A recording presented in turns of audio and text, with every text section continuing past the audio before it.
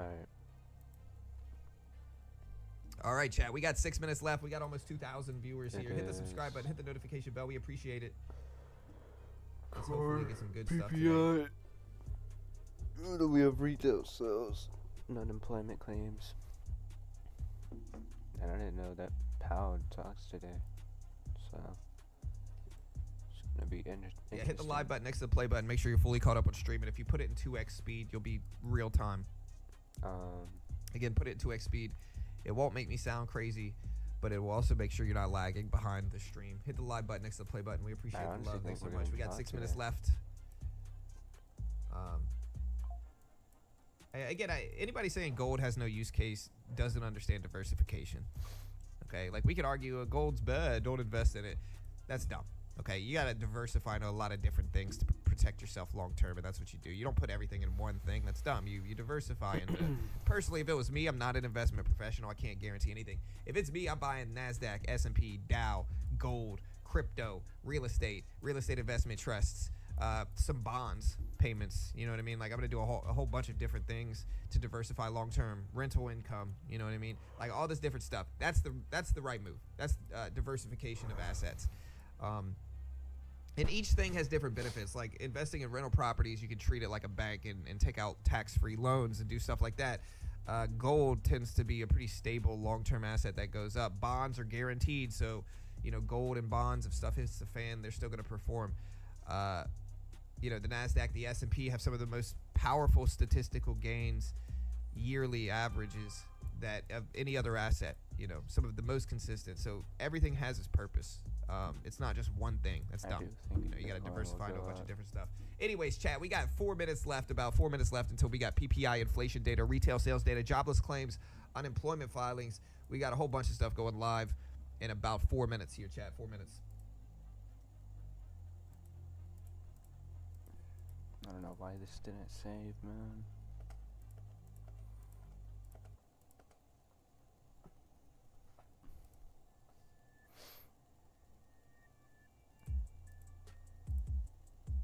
We have some very dangerous numbers coming out today. I don't know. We'll see. The poll's moving, though.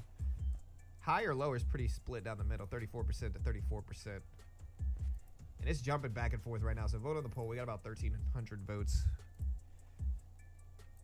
All right, guys. Hey, we got 3.5 minutes left. 3.5 minutes.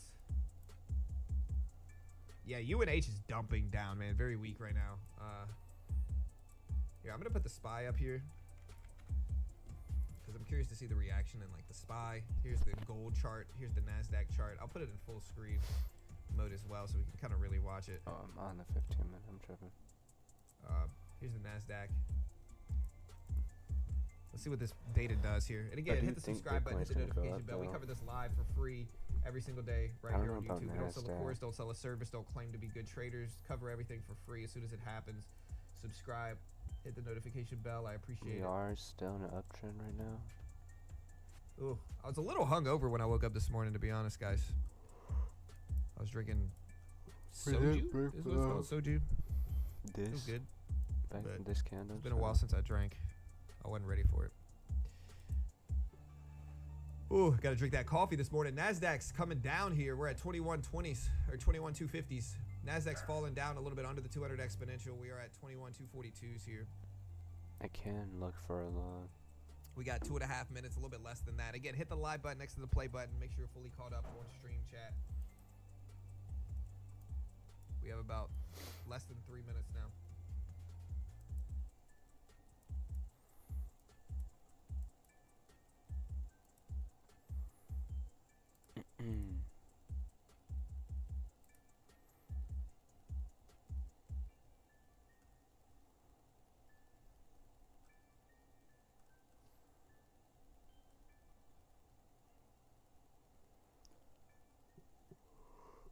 Yeah, so again, we're coming back down. We're at 2150s.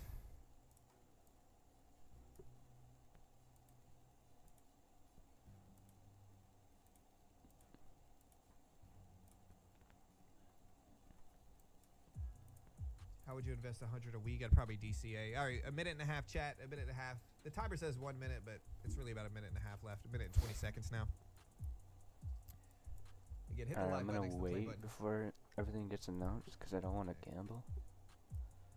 And then whatever happens, I'm just gonna recover if we do get vectors. Alright, we got 1 minute, 10 seconds.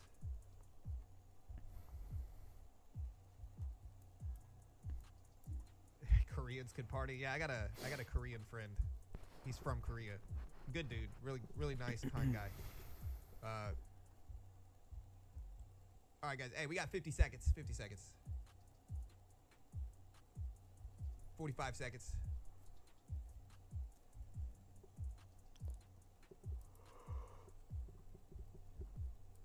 Let's see what happens. I'm gonna pause this timer. All right, guys. 30 seconds left here. 30 seconds left. Hit the live button next to the play button. Make sure you're fully caught up on stream. Lower. 25 seconds. Nasdaq's bouncing up a little bit. Give me your last minute predictions. Yeah, we got Powell speaking again in 10 minutes as well. So just be ready here, chat. Be ready. We got Powell speaking as well. 15 seconds. 14, 13, 12, 11, 10. See if I can catch 9, the low. 8, 7, 6, 5, 4, 3, 2, and 1. Here's the reports, chat. New York Empire State Manufacturing minus 9.2. PPI inflation data showed up 3.1% for core PPI. Regular PPI showed up at minus 0.5%. Minus 0.5%. Much more negative for inflation data than expected. Minus 0.5% versus 0.2% positive expected. Year over year at 2.4% for regular PPI. Jobless claims showed up flat at 229 as expected. Retail sales data showed up at 0.1% gain versus 0%. I think this is pretty strong data. Negative PPI inflation at minus 0.5%, 2.4% year over year PPI inflation data. Again, 2.4% year over year, minus 0.5% PPI inflation. Minus 0.5% PPI inflation. Better than expected here, Chad. Better than expected. Again, PPI month over month showed minus 0.5% versus 0.2% expected.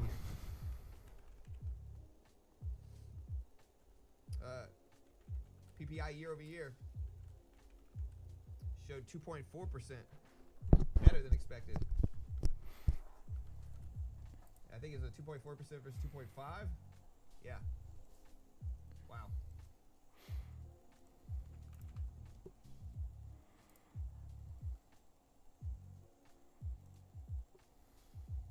Again, better than expected PPI inflation data. Am I on Nasdaq? Why does it look like this? Nasdaq's ripping up. Like I said, I thought this was good data. We went right up to that 3 level here, chat. Right up to that 3 level. Remember, guys, we do have Jerome Powell speaking live in less than 10 minutes. Jerome Powell speaking live, less than 10 minutes. So just be ready. We got Jerome Powell speaking live, less than 10 minutes. We're going to cover it live as we always do here, chat. Jerome Powell speaking live in less than 10 minutes. We're going to cover it live as we always do. So don't go anywhere. We're going to cover this live as it happens. Okay? Don't go anywhere. We're going to be covering this live as soon as it happens. Stick around. NASDAQ is flying up on better than expected data here. We will get this up on screen. Again, PPI month over month showed minus 0.5% versus positive 0.2% expected. Way better than expected here. That old guy jobless says the claims same flat. shit every fucking time he speaks, dude. As And expected at sometimes he 228K. says a whole lot of nothing. Retail sales showed. What did they show for retail sales? Retail sales showed up 0.1% versus Nasdaq is going 0% up, though. expected.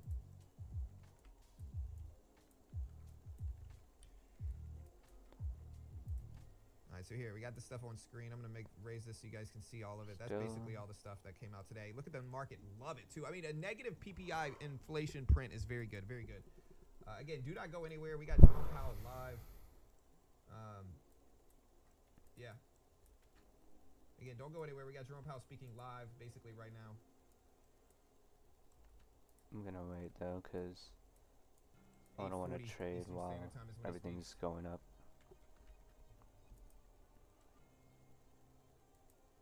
So don't go anywhere.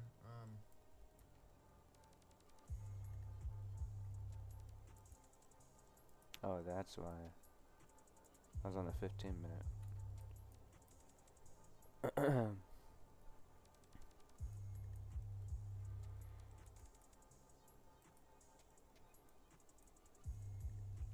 PPI data is out. Cool. All right. NASDAQ is flying up, guys. Look at this, 21,320s. 21,320s. Huge movements here. Chat, huge movements on the NASDAQ on this good economic data. You can see it all in big, bold, yellow letters here. You can see it all in big, bold letters here.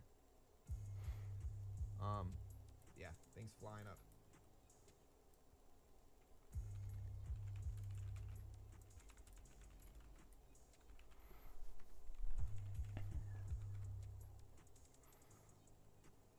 Right here, I gotta charge my headphones real quick before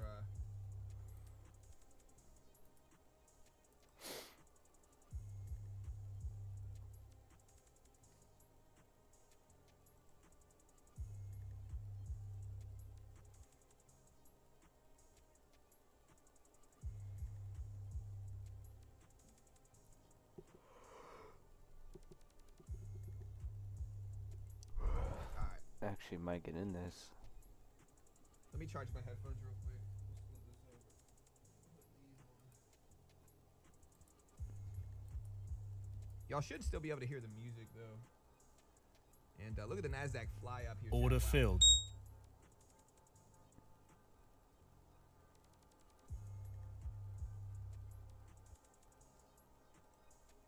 So again, let's talk about Jerome Powell. Again, it's 8:40 Eastern Standard Time. We really got 5 minutes. We got 5 minutes left. So we're going to schedule this, put all the stuff up on our screen so we can watch this chat. Quick in and quick PPI out. inflation data better than expected here. And let's get ready. Jerome Powell live. Looking at our options here. Hold on, let me pull this up. Again, guys, if you want to help support the channel, check out Top Step. Top Step. If you want to learn to day trade, do not fund your own account thousands of dollars. You're probably going to lose it. Almost all day traders lose their first couple accounts. It just doesn't make sense to do that. Instead, try Top Step. They give you a 50K demo and you learn to trade in a structured environment. If you pass their test, they fund you 50K with a 90% split. Very similar to funding your own account. You get to keep your first 10K in profit prior to that split kicking in as well. If you fail, you're out 50 bucks for the base one, you know, $100 for the middle one. It just makes sense, Chad. It just makes sense. No PDT in futures. You could day trade the S&P, the NASDAQ, the Dow, the Russell, gold, some currencies. Very similar to day trading stocks. Again, no PDT rule. They've paid out hundreds of millions. They fund thousands. If you use my link, go to TopStepX. 0 commission. No PDT in futures. Just a great way to learn. Just a great way to learn. I'll put the link in here. I get paid by them, so I'm biased, but I genuinely think it's good for traders. It's useful for traders. And so if you want to check them out, I'll put the link up. Here's the chat right here. Order filled. And yeah, I'll pin it to the top. Made it quick, like 30 bucks. There's the chat right there. I just got out of it because you can check it out. Great way to help support the channel here. I appreciate the love. I realized like it wasn't going anywhere, and I don't want to risk it. I did say I was gonna wait, so. Let me replace. Quick little scout. I mean, we're holding the 5. All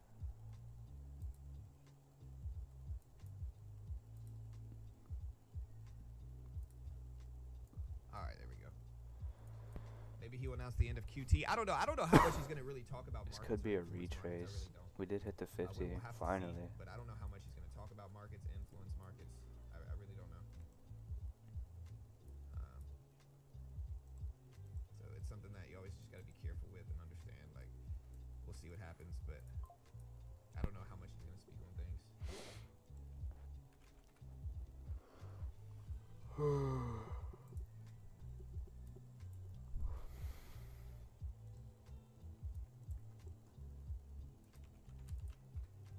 I didn't know Powell speaks though. Let me see if Tino's live.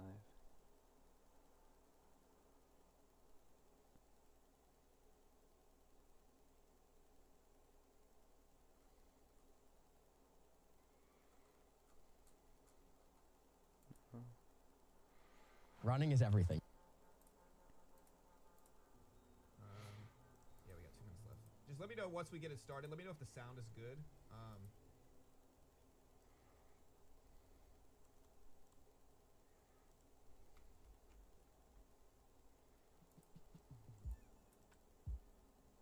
As chair, Ben Bernanke led the committee through the creation of that initial consensus statement. adopting a 2% inflation target, and outlining our approach to achieving our congressionally assigned dual. The framework laid out in that document broadly aligned with best practices for a flexible inflation targeting central bank. The structure of the economy evolves over time, and monetary policymakers' strategies, tools, and communications need to evolve with it. The challenges presented by the Great Depression differ from those of the Great Inflation and the Great Moderation, which in turn differ from the ones we face today. A framework should be robust to a broad range of conditions, but also needs to be updated periodically as the economy and our understanding of it evolve. From 2012 to 2018, the FOMC voted at each January meeting to reaffirm the consensus statement, in most years without substantive changes. In 2019, we changed that practice, conducting our first ever public review, and said that we would repeat such reviews at roughly a 5-year interval. There's nothing magic about a 5-year pace. We believe to read structural features of the economy and to engage with the public, practitioners, and academics on the performance of our framework. Several of our global peers have adopted similar approaches to their framework reviews. At the time of the last review, we had been living for about a decade in a new normal characterized by proximity to the effective lower bound, with low interest rates, low growth, low inflation, and a very flat Phillips curve. If I could capture that era with one statistic, it would be that the policy rate had been stuck at the lower bound for 7 long years following the onset of the global financial crisis in late 2008. After liftoff in December 2015, we were able to raise the policy rate only very gradually over a period of 3 years to a peak of just 2.4%.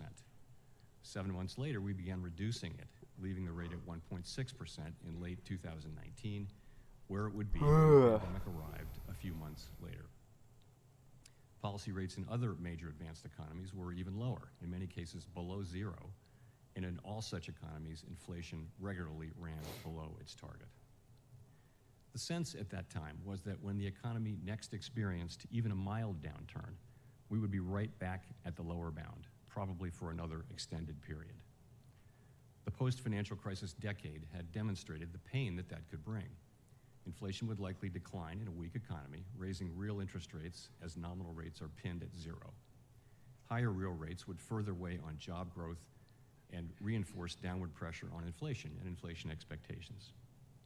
Reflecting these concerns, we adopted a policy to make up for persistent shortfalls from the inflation target, an approach that was common in the extensive literature on the risks associated with the lower bound.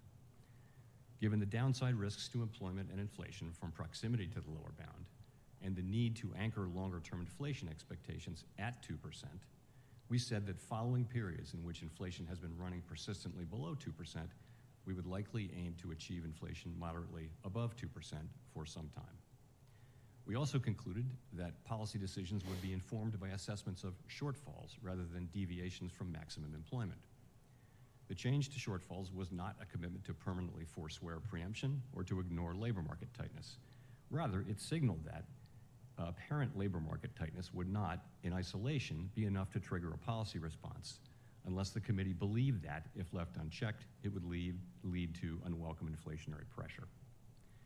This change reflected our experience with long expansions that featured historically low unemployment amid low and stable inflation, suggesting that a policy approach that carefully probed for the maximum level of employment could bring about the benefits of a strong labor market without risking price stability.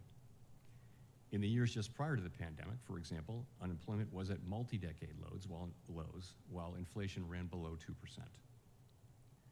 By December 2019, estimates of the longer-run unemployment rate had fallen sharply. The use of shortfalls acknowledged that a combination of low inflation and low unemployment does not necessarily pose an adverse trade-off for monetary policy. The economic conditions that brought us close to the lower bound and drove the changes in our consensus statement were thought to be rooted in slow-moving global factors that were likely to persist for an extended period, at least until our next 5-year review. And that might well have been the case had the pandemic not intervened.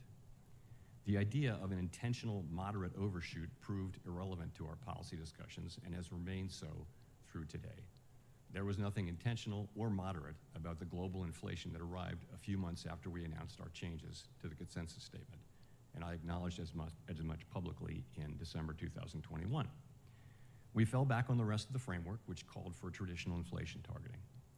Through the end of 2021, FOMC participants continued to forecast that inflation was likely to subside fairly quickly in 2022, with only a moderate increase in our policy rate.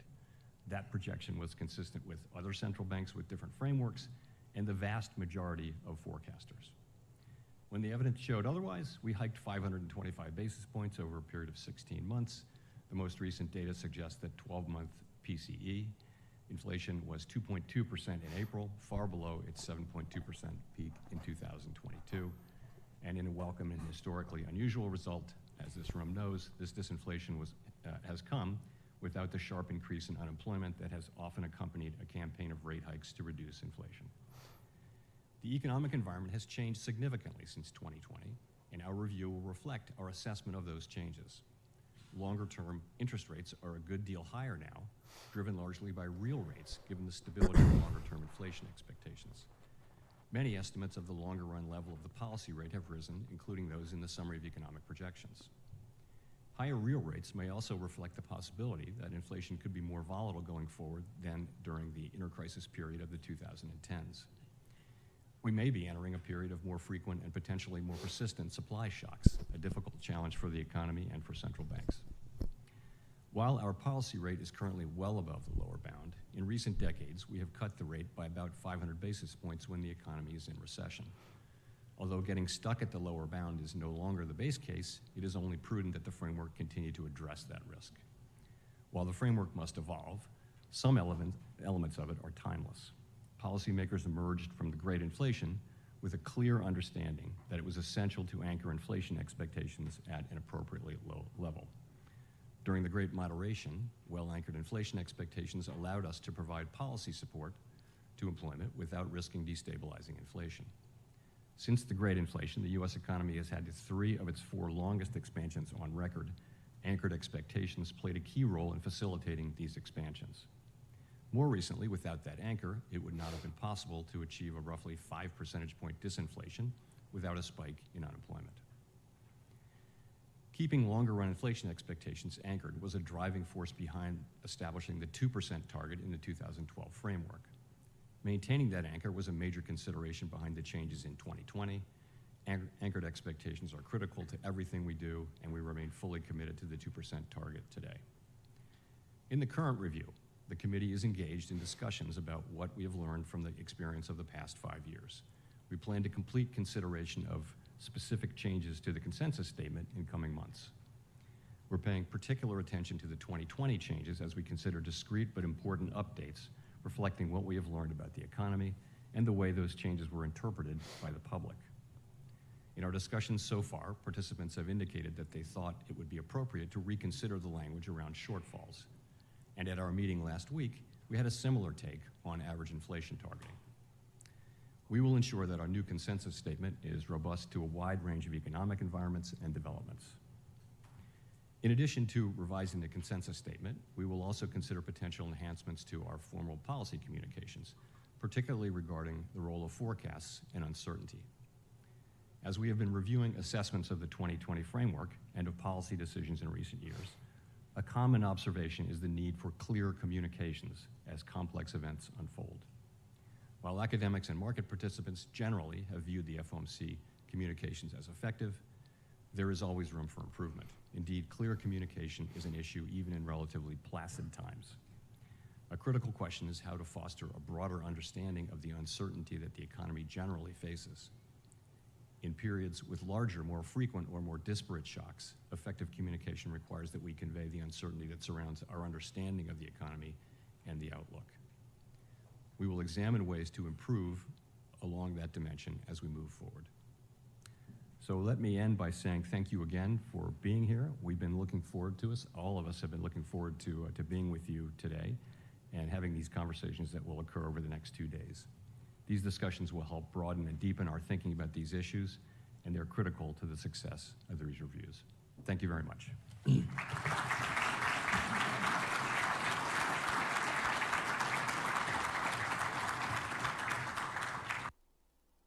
Okay, guys, so I am pretty sure that's it.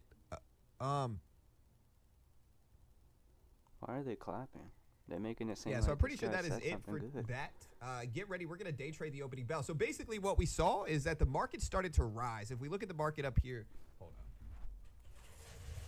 He didn't say If we look at the shit. market up here, market started to rise on this good inflation data. Like if we go up here, market went up on this inflation data. The market started to turn back down because Powell basically said in his speech just now that we probably have some supply chain shocks, is what he said. I'm pretty sure. And he actually believes him. Funded Trading Plus are the pioneers. Hold it, and if you start to see it's going in the opposite direction, start to scale back, leave some runners on just in case we hear about any news that could actually send prices higher. But you're riding macro-driven environments. But like I said, we're not going to get the bull market that we truly want, that everybody's waiting for, until the Fed achieves 2%. Why? Because if they're not buying US debt, which is deemed as a low risk, why on earth are they going to go anywhere else? You know? Where's my brother at? Oh, where you at, brother? You're the biggest flip-flopper in the industry. Yeah, Jeffrey, I mean, if you want moon boy status, go to those kind of guys. I'm not going to talk. I'm going to tell you straight what it is, okay? Look, pal, appropriate to reconsider average inflation targeting. Do you understand what that means if they actually come away from the idea of readjusting their targets on inflation? That undermines the US debt. It does. Investors will then think, hold on a second, you're readjusting the target? Just goes to show that you've got your policies wrong. That is horrible if they were to readjust their targets. You know? Horrible. They do not want to readjust their targets at all. Because if they do, why? Okay, let me explain something. Put it like this. If you want to go and borrow money with a bank, and the bank says to you, this is the rate of interest that you're going to pay on this loan. You say, thank you very much. Then they call you up and they say to you, sorry, we've changed our minds. We want more. And you're like, well, why do you want more? It says in my contract that I'm going to pay a fixed amount, right? They're like, no, we're changing it. We want more. They have no reason to charge you more. Unless there's been a big interest rate increase, naturally you accept that, right? But if they have no reason to increase it and they're coming to you and asking for more, what's that telling you? Well, is the bank got liquidity issues? Why are they seeking more money from me? So then you start to get your back up a little bit and think, hold on a second, I don't want to do business with this bank. It's given me an interest rate, it's fixed it, but now it wants more. Doesn't make sense. This is the same story with the Fed, you know? If the Federal Reserve changes its initial target on inflation, investors are naturally going to say, well, you know what? You clearly got it wrong. We're going to demand more of a rate of return to pick up your bonds because you keep moving the goalpost. What does that lead to? Yields move up, bonds go down. Investors want a higher rate of return to absorb the fact that you're wrong about your inflation rate. You're wrong about your interest rate path. That's the problem we've got. And I think that the true bull market will start once we do get to that target of 2%. Here we go. Always doomsday predictions on this channel. All right, bro, let's just put it into perspective. If you're not understanding that when the yields are rising and the bond market is collapsing and no one wants the lowest risk, they do not want to buy the lowest risk possible in terms of asset classes. If it is literally next to nothing and investors are not buying that, where is your brain, bro? What does that say about your thinking? I'll give you the optimism, ladies and gentlemen, but then you're going to come back and be like, oh, Tino's too bullish. You can't win. But at least I know at this end of this live, you're going to come away from it knowing that the yields are still trading high. And you know that when yields are high, investors don't want low risk. If you don't want low risk, there's a problem. But you only want high risk? Doesn't make sense. Because the higher the yields, the worse it is for the tech market because they're subject to changes in the yields. No one talks about that in cryptocurrency. No one does. And if you're only looking at metrics in the blockchain, that's not going to work for you. Gone are those days.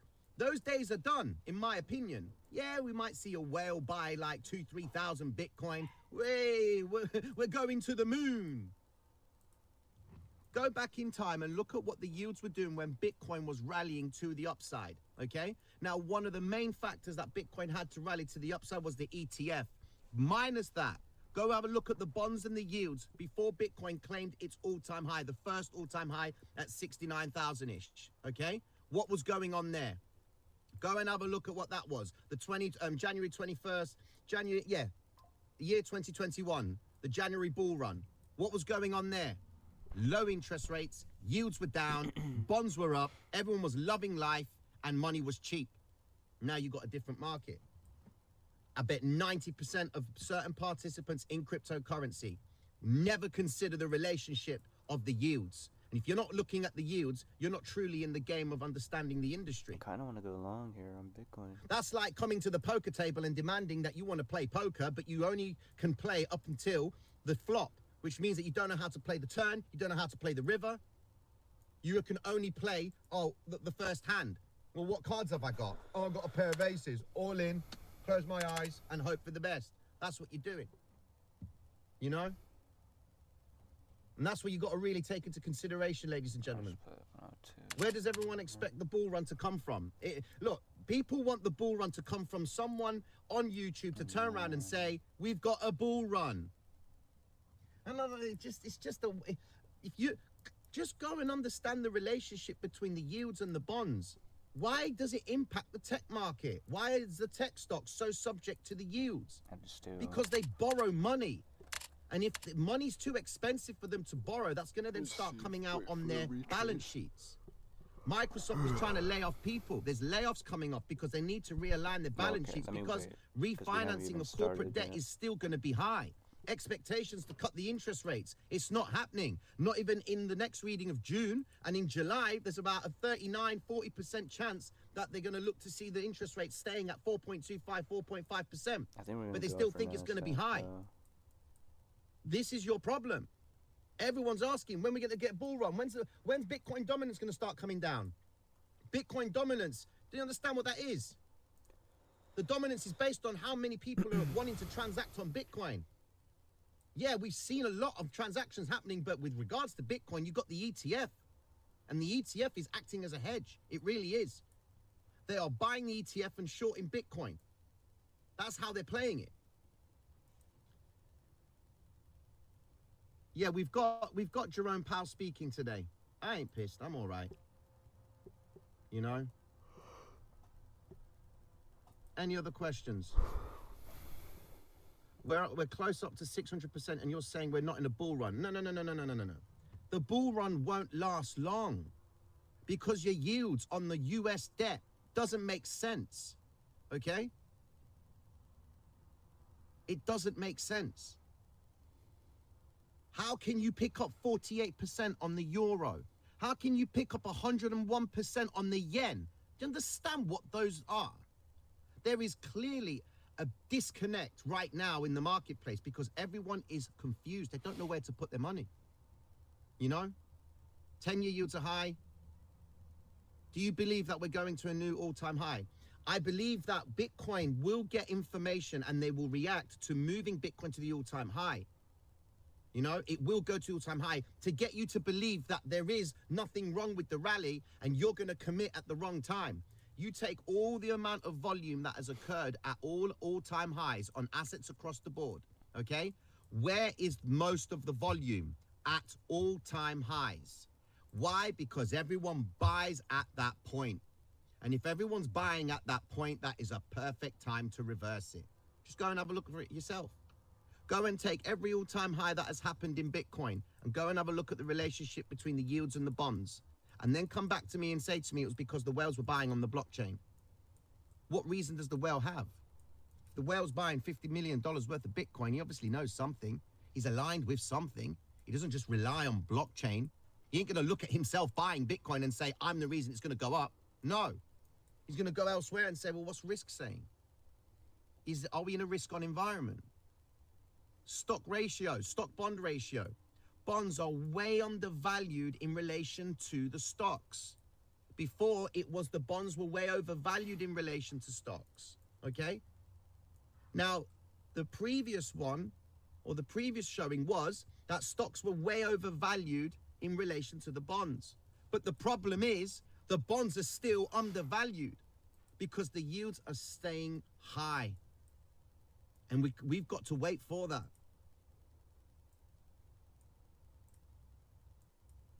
can you address the 1.2 trillion committed to the USA? Addressed it earlier on, my friend. Listen, the investment with Saudi Arabia is only going to be good for OpenAI, Nvidia, and of course, Tesla's in there just because of Elon Musk showing his face, okay? And of course, you've got the tech company that is going to be building it's in an infrastructure for a $10 billion data center, okay? So the way you play that, okay, that's going to be a longer term play, in my opinion, right? But the way you play that is I would pay close attention to business developments that are happening in Saudi Arabia alongside the US as well, okay? So just pay attention to news articles that come out about the company, like OpenAI, like Tesla, like Nvidia, all right? Because they might get a contract. Go into the government's, go into the US government's defense contracts, okay, as an example, right? If you're always on that page on the US government contracts, have a look at the contracts that they're actually giving out to companies. And if there is a company that's involved in transportation, then go and have a look at that company that's won that contract.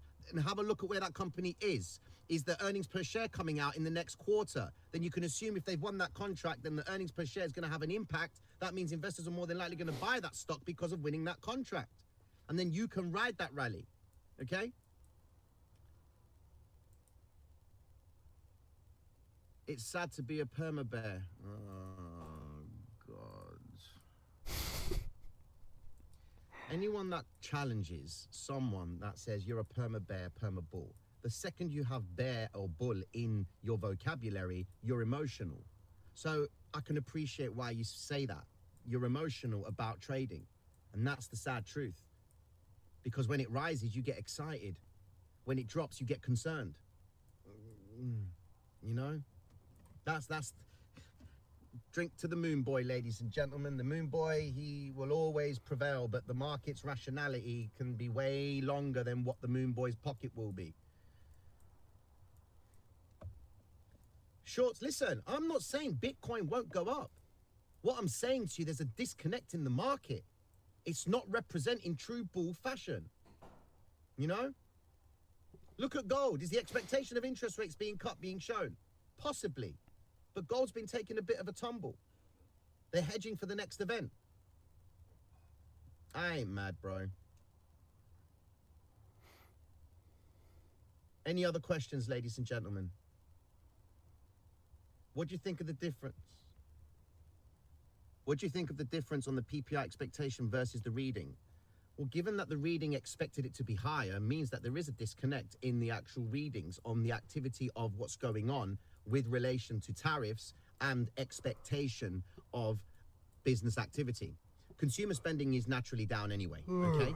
And the manufacturing data coming in showing a contraction shows you consumer spending is pulling away, right? Now, with the PPI coming in showing that goods and services or cost of goods and services are coming down, is because companies are anticipating that the marketplace, okay, is starting to contract. So what's the best way to encourage spending? To cut prices. Naturally, the impact of cutting prices is then going to be shown in the overall reading of inflation. If you've got a slowdown or a contraction in the manufacturing sector, it means companies are not producing as much as they would. Now, tomorrow we've got the consumer sentiment coming out. Now, if the consumer sentiment comes out and it does actually show that people are pessimistic about the economy, then, ladies and gentlemen, you're getting solid proof that the consumer, because the consumer is the one to blame, because he's the one that's going to go out and buy, all right? But when the consumer doesn't buy, he's to blame. When the consumer goes to buy, he's to blame. So if the consumer buys, manufacturers increase their costs so that the consumer can absorb that.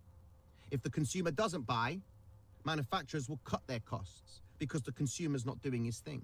That's why Trump's on social media all the time, trying to encourage people to buy and buy and buy and have faith.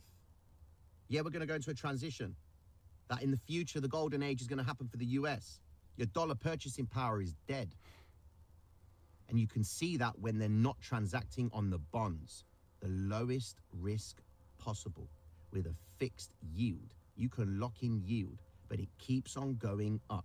That means investors don't have a long-term expectation that things are going to be good. Now, would you want that information, or would you just want to go all in blindside and put your portfolio to the test at the all-time highs? And then you'll be there scratching your head thinking, what the hell just happened? No, Moon boy, I'll stay there.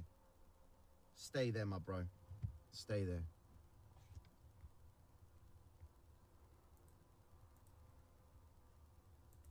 Tino, where is your family in your family car? They're all sat at the bottom right here, my friend. Hi from Germany. Mad love to you, my bro. So I've got a question here. Tino, how is your skin glowing like that? Do you even have pores? Tell me your skincare routine. Ugh. Just, there is no routine. There is no routine. Mad love to my guy. Is that Victorious? Sorry, man. I didn't see what you've done there.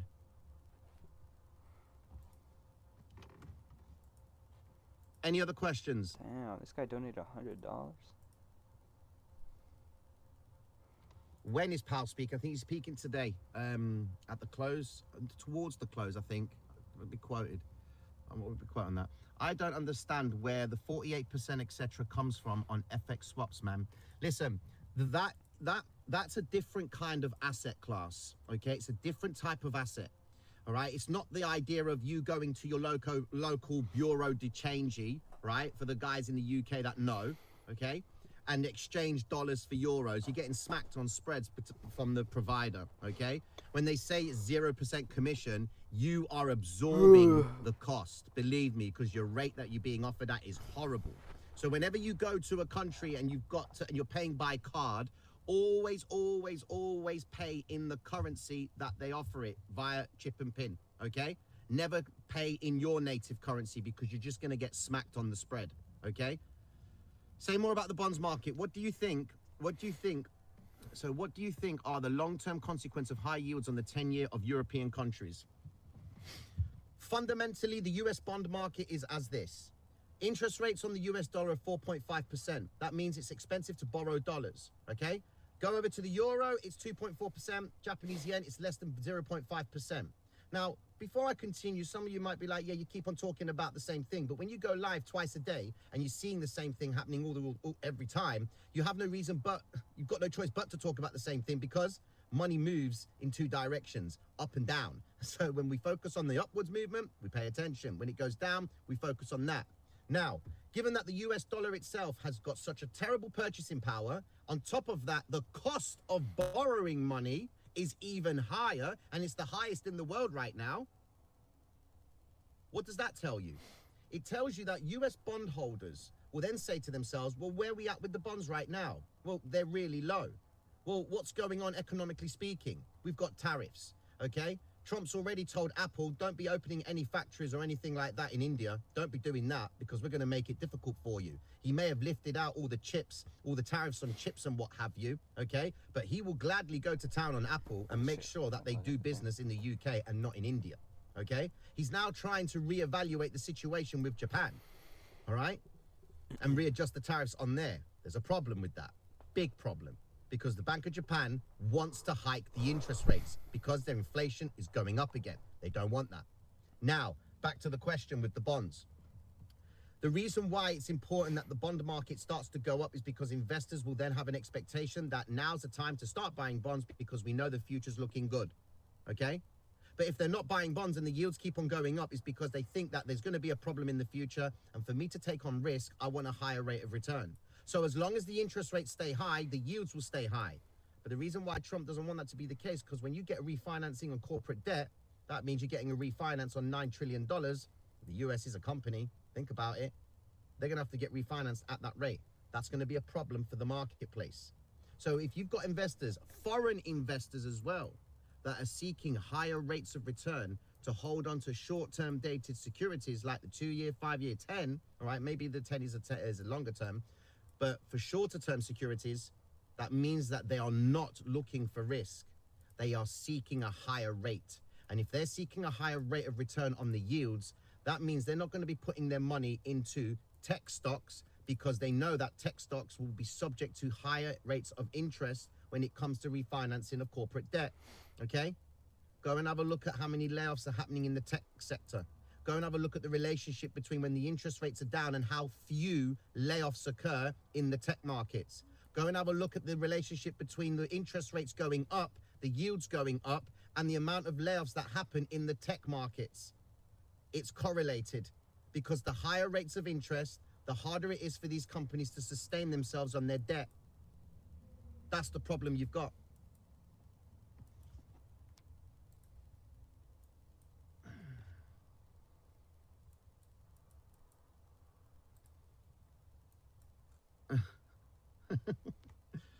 Tino, there is a massive oh, okay, I've missed that. Any other questions, ladies and gentlemen? With that being said, I know I've kept you for 30 minutes or so. If you are new to this live stream, hit the update. Tino, when is the door giveaway? No? So you mean Bitcoin is a tech stock? Bitcoin's a commodity. It's not a tech stock. It behaves like a tech stock, but it's a commodity. You know? That's the truth. It's a commodity. Gold is pumping.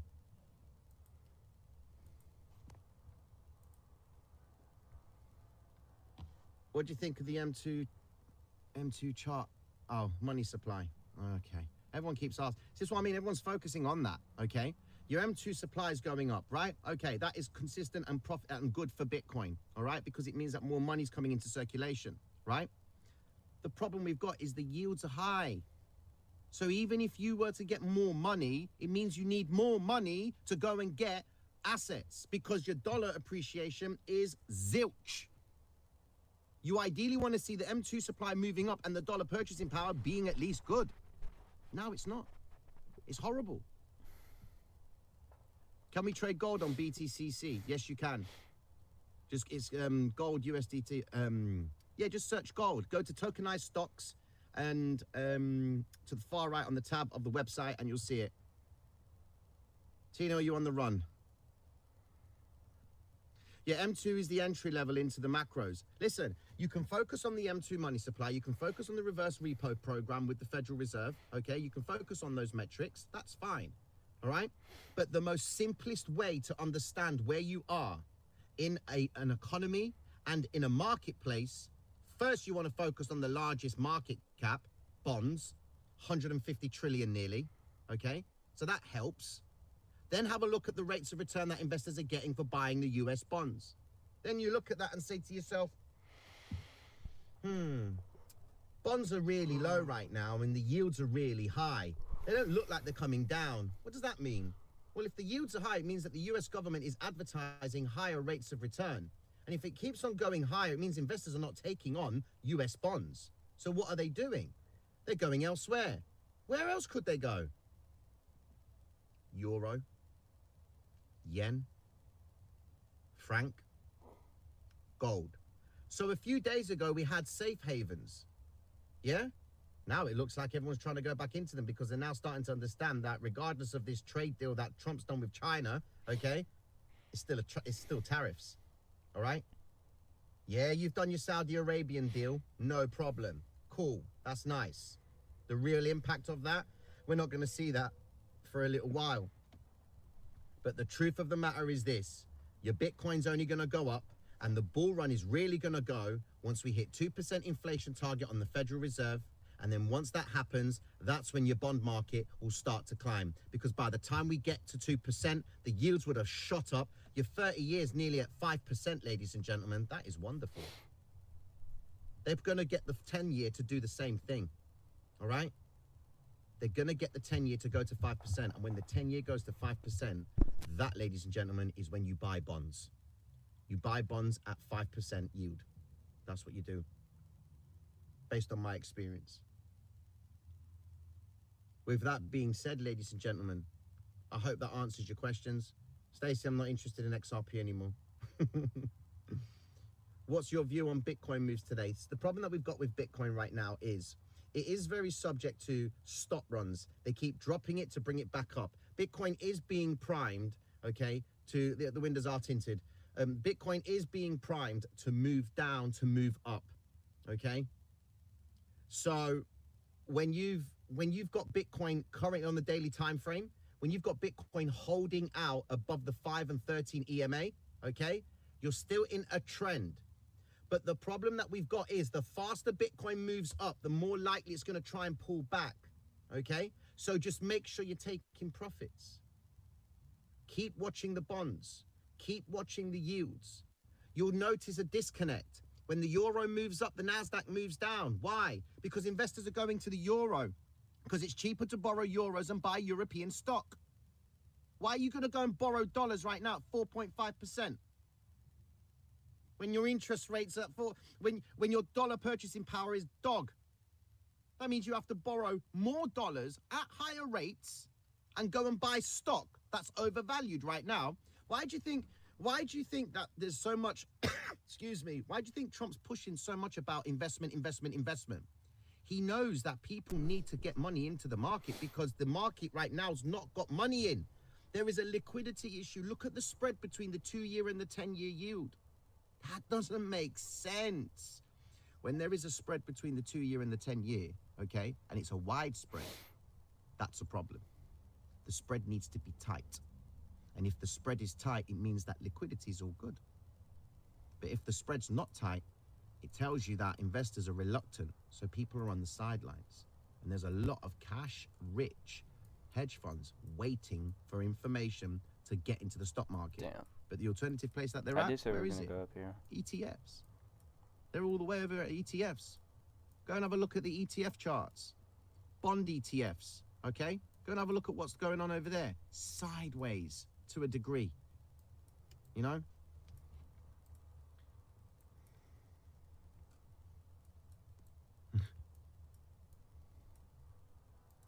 Tino, Melka's thumbnail says Bitcoin bull run on roids. What are we to do? Look, you clicked it. You went in. You want to understand the reason why, okay? I'm telling you that the bull run won't last. So even if we do get a bull run, happy days. But to encourage people to get invested in Bitcoin right now because there's someone that's going to sell their nan and their dog and go into Bitcoin at the fear of missing out, that is going to break the all-time high and go to 300,000. There is no one that puts out a price projection on Bitcoin that doesn't look sexy.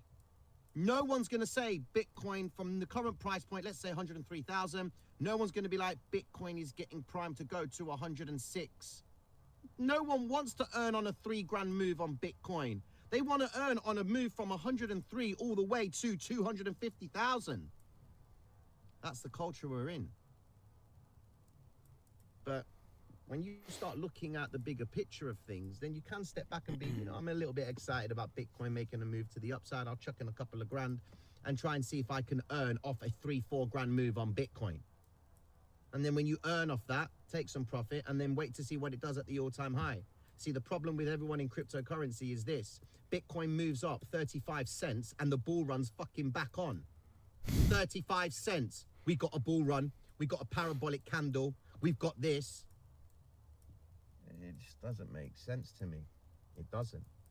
You know what? When I started this channel, I was primarily focused on cryptocurrency, okay? And I was just diving into Bitcoin, Ethereum, okay? And then one day when I was trading on dollar yen, I was making bank on dollar yen, and then I was going to all the members of the channel and I was saying to them, hey, look, I made this amount on dollar yen today. And then looking at cryptocurrency, it took a shit. I'm like, that's a little bit dodge. I'm coming out trading Forex and everyone's in crypto right now. They've lost money. I've made money because I trade Forex. So that's when I started to say, hold on a second, let's incorporate Forex into this right now. Now I know every single one of you, in my opinion, can leave my lives, okay? And if I never do a live again, and this is the last live that you watch, okay? I know that every video on my channel is filled with an understanding of the relationship between the bonds, the yields, the carry trades. Why is it that Aussie yen moves up alongside the NASDAQ? What on earth has Aussie yen got to do with the NASDAQ? It doesn't. But it's a carry trade, which means it borrows, when investors borrow yen and dollars, okay? They take those, they convert them into Aussie, then they use that Aussie dollar to then go and buy stock. NASDAQ goes up, Aussie yen goes up. No one in cryptocurrency would have the faintest idea about that. No one. None of you. This isn't for clout. It's for you to recognize that there's a reason why money moves. And when you understand the paths that it can take, And then you start to collate all the information and say, okay, the bonds are moving up, the Nasdaq's moving up, Aussie yen's moving up, carry trade, okay, fine. Euro's going down, the Nasdaq's going up, so they're selling European stock to get it into dollars, to then put those dollars to work into the stock market. Happy days. I've got myself a bias. People look at bias structurally on the chart. But if you have no reason as to why the structure itself occurs and you can't justify it, you've got no bias. That's why this market is hard. Because you get good news, Trump says something great, the stock market drops. Ladies and gentlemen, inflation was 2.3% in the last reading. That's brilliant. So what did the market do? It dropped. Now, we could be safe in the knowledge and say that they dropped it to buy and then they marked it back up again. But when you look at that from a macro perspective, you say it doesn't make sense. How is it inflation's down and the stock market's down? What's going on? How does that make sense? So that's that. I'll drink to that.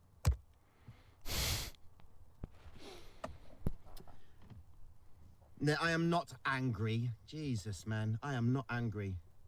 Not at all. Not at all. I'm not angry. Listen, there's been a Bitcoin shortage for such a long time. We've had supply issues for such a long time, and Bitcoin goes down. Explain it. Explain that. If there's a Bitcoin shortage, Bitcoin's price goes down.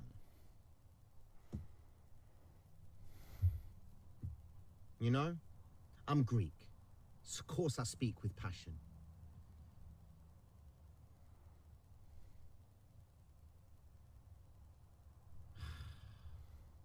Other than that, ladies and gentlemen, is there anything else that I can help you with? No, I've just finished my travels. Tina, yeah, I'm a taxi driver. He deleted the comment. I'm always making a pass and flirting with Tina. When I'm back. I'm back, ladies and gentlemen. I'm back. I'm back. Don't worry, I'm back. I just got to get myself sorted out. What happens to everyone's money when all the computers die? Well, EMP pretty much shuts up the market, you know? Hold on. Yeah, I was wondering why almost no one mentioned the 2.3 inflation and market dumping. God, man, we covered that from day. We covered that. Since the ETF, the idea is to accumulate Bitcoin and bury it. Okay.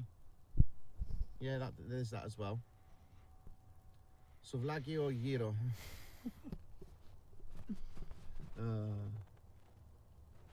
Tino, why did gold this move with PPI datas? Is gold up right now? Can you just tell me, chat, because I have got no access to charts. Is gold up right now? Has it made a move to the upside? Is gold up? Can you just say, yeah, it's up, yeah? Gold is pumping. Okay. So, in cryptocurrency, those of you in cryptocurrency, anybody new? Is anybody new to this channel right now? Okay. Here is an understanding of why gold's moved up.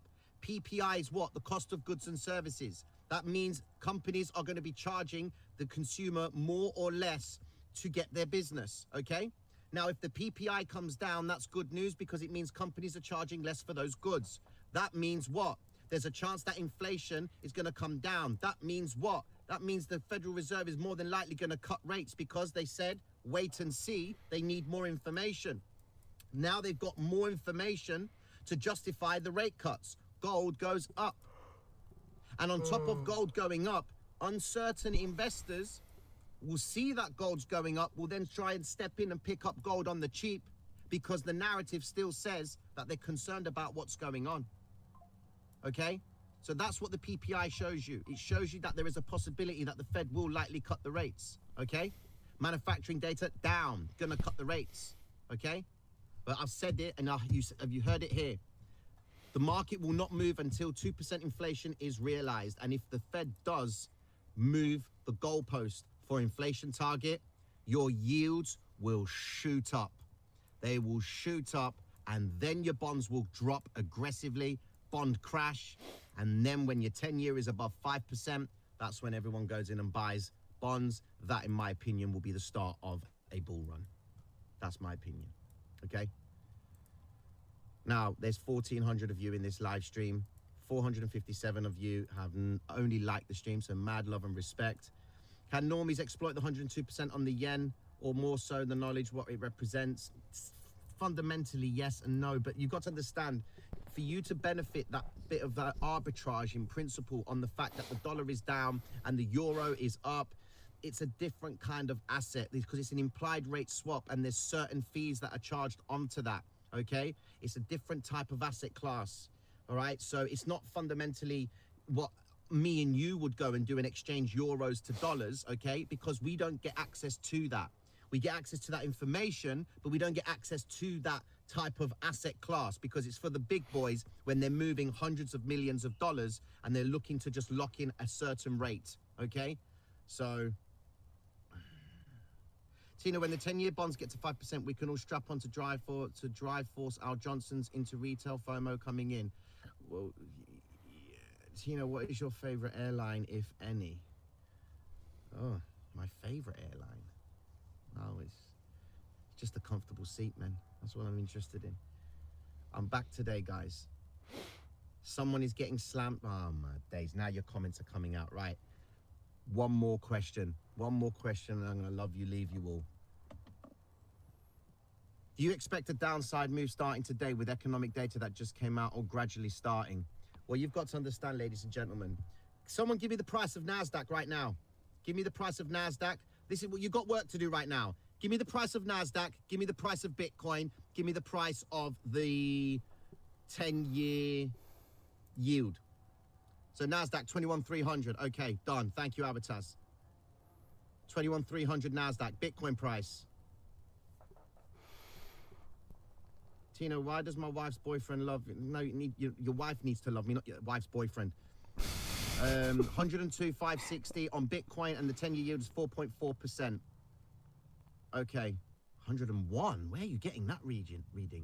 Okay, then cool. So since I started the live, Bitcoin hasn't really done too much, but I know Bitcoin has corrected down. It's dropped down, and it's come back into the midpoint of the vector candle that I marked off last night for the platinum members. Okay, so if it can hold that range, it's obviously gone towards the lows of yesterday's New York session, right? So if Bitcoin can sustain this range, all you need to do is just look at the relationship between the offers and the bids. If there is a high concentration of offers, maybe when Powell speaks today, okay, he is going to reiterate that we need more data. So don't get too excited. I know he's actually speaking, by the way.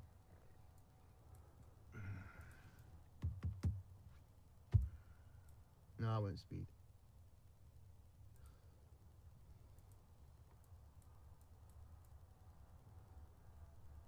VIX at 18. There you go. There's complacency. Ah, he already spoke. That's what I mean. Yeah. Is it flowing from Bitcoin to ETH ETFs? Yes, it is. That's what Cyprus is.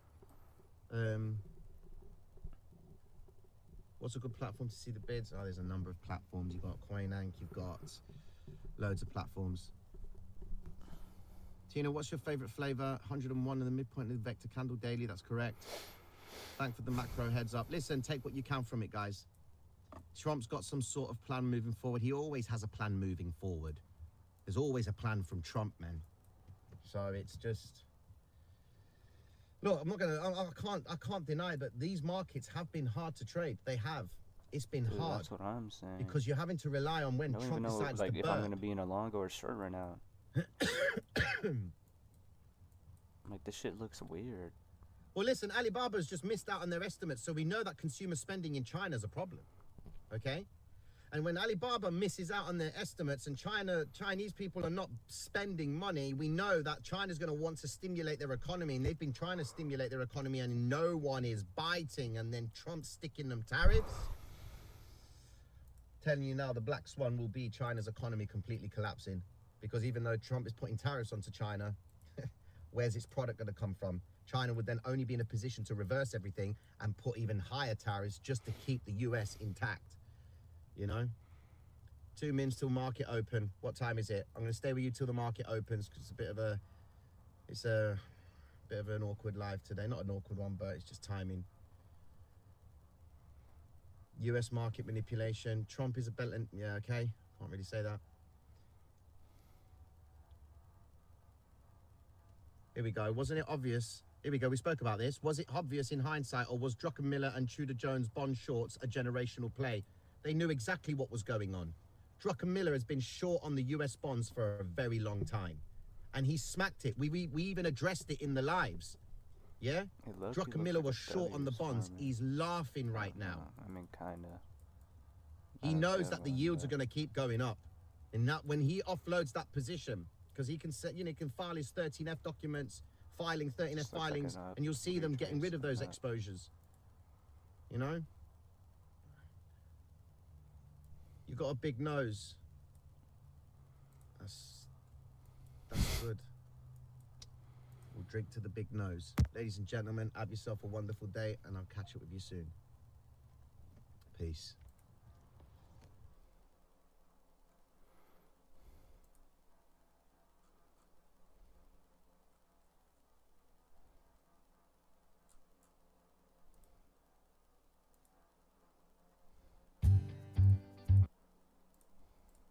Got 15 seconds. And so I'm not really interested in like collabing or doing anything else. It's just too much. 10 seconds, chat. 10 seconds.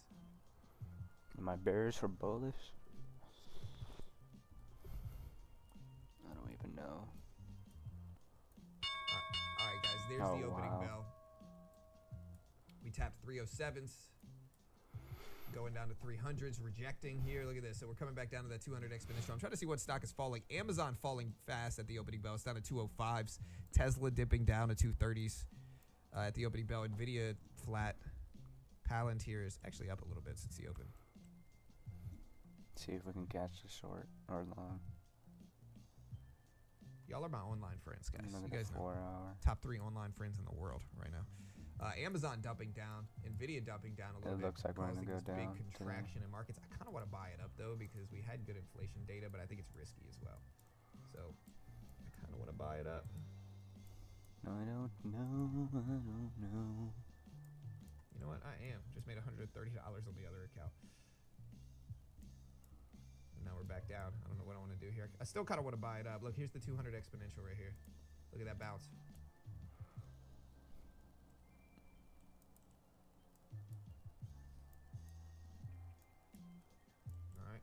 Another couple $100. Again, guys, where do we bounce? We might continue down here, but where do we bounce, guys? The freaking 200 exponential moving average on a 1 minute chart. I'm not going to say you're welcome, but you're welcome. Don't copy me. I have no idea what I'm talking about. Anyways, we bounced right here at the 200 exponential. Now we're starting to rip up here. And Palantir, almost up to 129s. It's way too early for me to really trade in my funded account, though. I'm going to wait a couple minutes, let things play first. Microsoft going up. Amazon heading down here.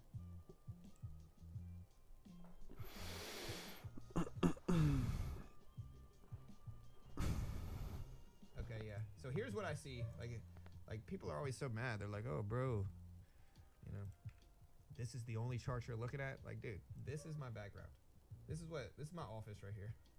Don't mind the mess. It's a little messy, but like I'm using like a lot of different things.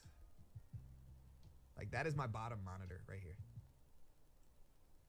It's a 49-inch ultra wide. So the point is, I got a whole bunch of charts and stuff that y'all can't see.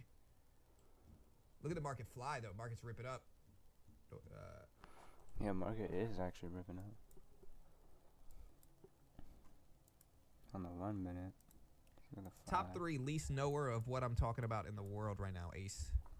Top 3 least knowing. Market just broke highs of the day. SPY ripping up to 586s.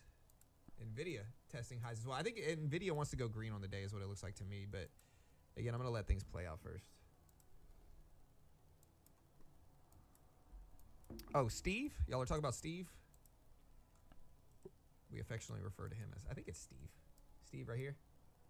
The GOAT. It's a bear obituary. That's what that is. His name's Steve. Let's look at the 4 hour. All right, guys. NASDAQ's flying up. We're at 21 threes right now. I want to break through this candle to know if we're going to go up higher. We broke on the 1 hour.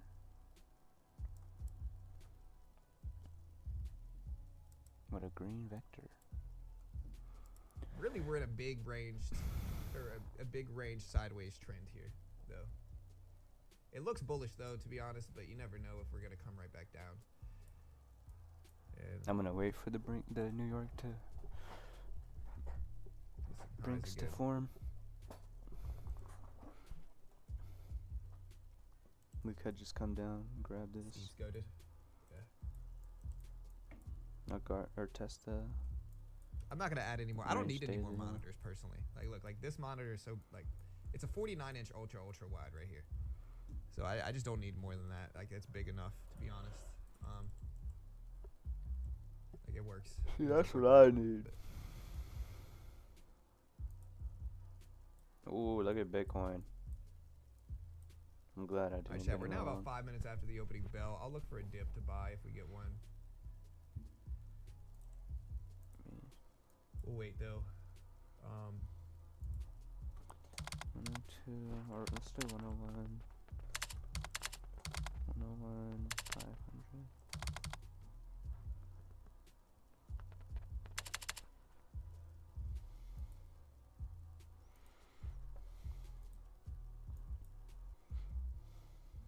You guys red or green so far since the open?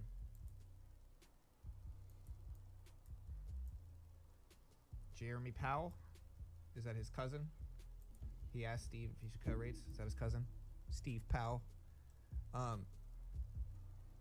Tesla up to 240, 342s, but a big turnaround here, man. That's a big drop for Tesla. Look at this drop. That's a crazy quick drop here. Look at Tesla. Look at this reversal. Candle right here. It looks really strong, and then boom, big size unloaded right there at the top. Same thing with NVIDIA. NVIDIA started to turn too. Look at this. Now it's retraced all the way back up. This is very weird. I'm waiting. Should I scalp it? Do you think the stable job Get a market little and scalp? lower inflation would defiantly force Fed to cut in the upcoming months? It's already going down. People have this misconception a lot, guys. Listen, the Fed does not want a stable market to cut rates. They do not want a stable labor market. That's not one of the conditions they need to cut rates. One of the conditions they need to cut rates is a weak labor market. If the economy turns negative, they might want to lower interest rates to stimulate it, right? Like, why do they lower interest rates to stimulate a weak economy, a weak labor market? Order filled. Because by interest rates going down, Alright. businesses gonna have get out of cheaper that. access to leverage, money, loans. People I have don't know if cheaper I access gambled to there, leverage, money, loans. but I low-key just They expand their got in. businesses. They can hire more people, and thus it stimulates the economy. They tend to spend more when 'Cause interest it, rates like- are low. If interest rates are high, I kind of wanted to scalp it. they tend to spend less, and it combats inflation, right? And so if you want to cut rates, you need a couple things. First one is a weak economy and a weak labor market. You Quick need 15 justification to buckups. lower interest rates. Second thing is you need Okay. inflation and price stability. If inflation's under control, you get more of a green light to cut rates. But I again, kinda you wanna- need I a wanna weak hit a economy, a long weak labor market. for It's not a NQ. strong. You don't want a stable labor market to cut rates. You want a weak one if you want rate cuts. Just to put it into perspective. Bitcoin makes though sense. is dropping. All right, so market's turning right now. Let's see if there's a reason for it. Let me see. I kind of want us to go here and either consolidate or like have a fast reversal back up Yeah, I don't see any news to cause this. I think it's just turning. to the markets. 50.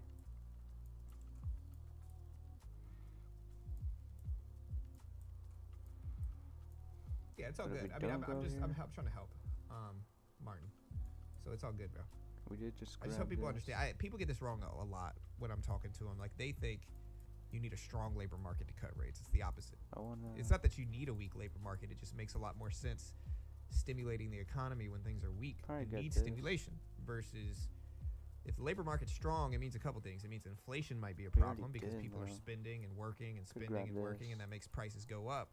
And that means that we're less likely to cut rates because inflation is then it's more weighted to risks of inflation than it is to risks of economic weakness if the economy's strong, if that makes sense. Dude, the market's moving. All right, so very flat open, very kind of rangy open. I kind of want to buy this dip. We'll try buying it right here. Hell no, I One wouldn't buy contract this. though, very small. Shit's moving Alright. too fucking fast. Oh my gosh, okay, we're gonna cut that too. I don't know what I just did. I double clicked it.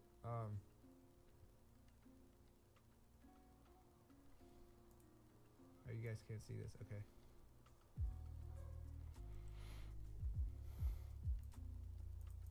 I want to get along in Bitcoin. The only thing worrying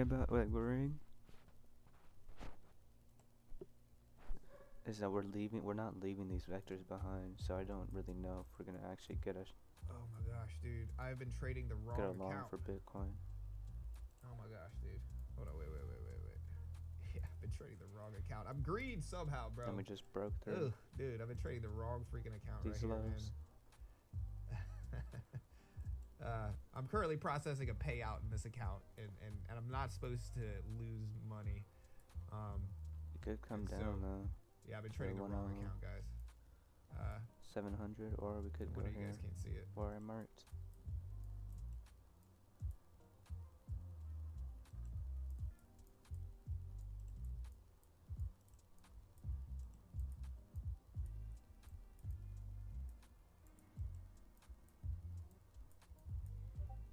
Things look weak right here, though. Dick's Sporting Goods expects Nike to grow at Foot Locker.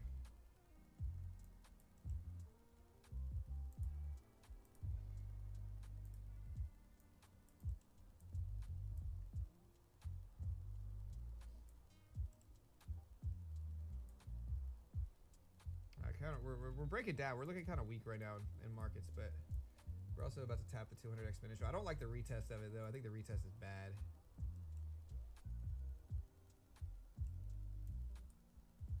We're at the 200 now. We just retraced all the way back up. Look at that. Weird.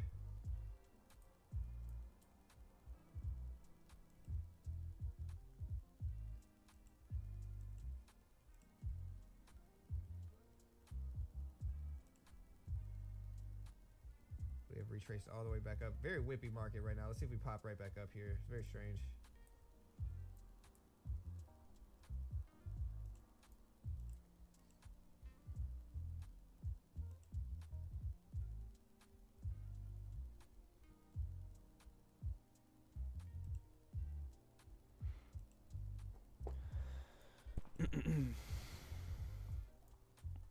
Alright, so we will start trading this account here. Let me make sure it's the right one, dude. Hold on. Denying the 50. We might come down here.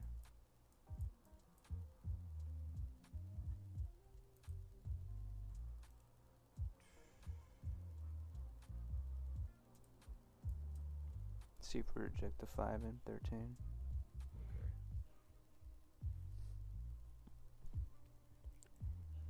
Yeah, that was a strong rejection.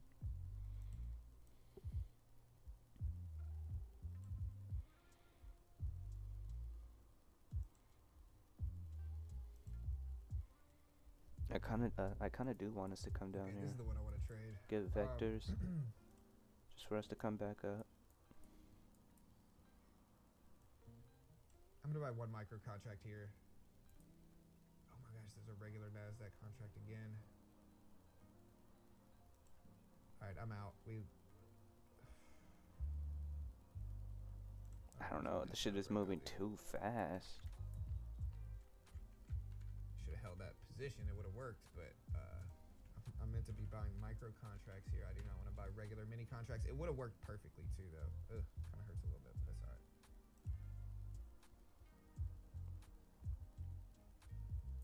Yeah. I'm gonna buy this Still getting retracement back down, rejection see if at we the get a 5 pop and back up. I'll 13. take 2.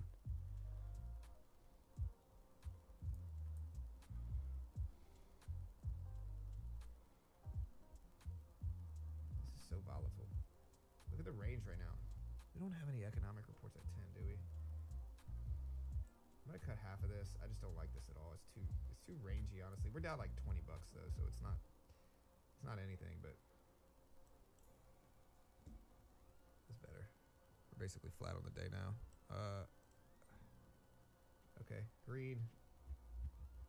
So rangy here though, man. Still holding. We're I'm we're gonna cut below this. the 50. The range We're is way about too the big. 5. So we're essentially flat on this account for the day. It doesn't matter too much, but Looks like it's trying to form a stopping volume. I'll switch to this one and we'll play a little bit on our combine account. We did reject the 50 on The the range is big 5 and minute. risky. We went above. Now we're getting a I green wanted to jump vector. in a little bit late, but that's all right.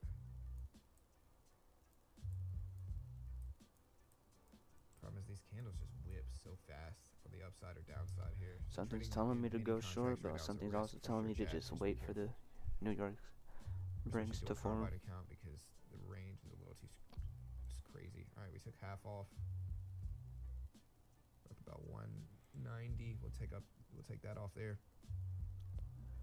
Be careful. We held really well. Again, just to put this into perspective, chat. We pulled back to what level? The 200 exponential. Held there again. This is why I watch it on a 1 minute chart specifically. For whatever reason, on a 1 minute chart, it holds. Not every time might dump underneath it. Who knows? I'm glad I But didn't it's take a that it's short. a pivot point. It's a milestone area on that chart. If that makes sense. Powell already spoke. He spoke at 8:40 Eastern Standard Time today. Might go long. I don't know though. Let me just wait for the brinks to form. This could just be a little retrace up to the vector. And we are below the 200. Yeah, I mean, I'm doing pretty well. Look at this.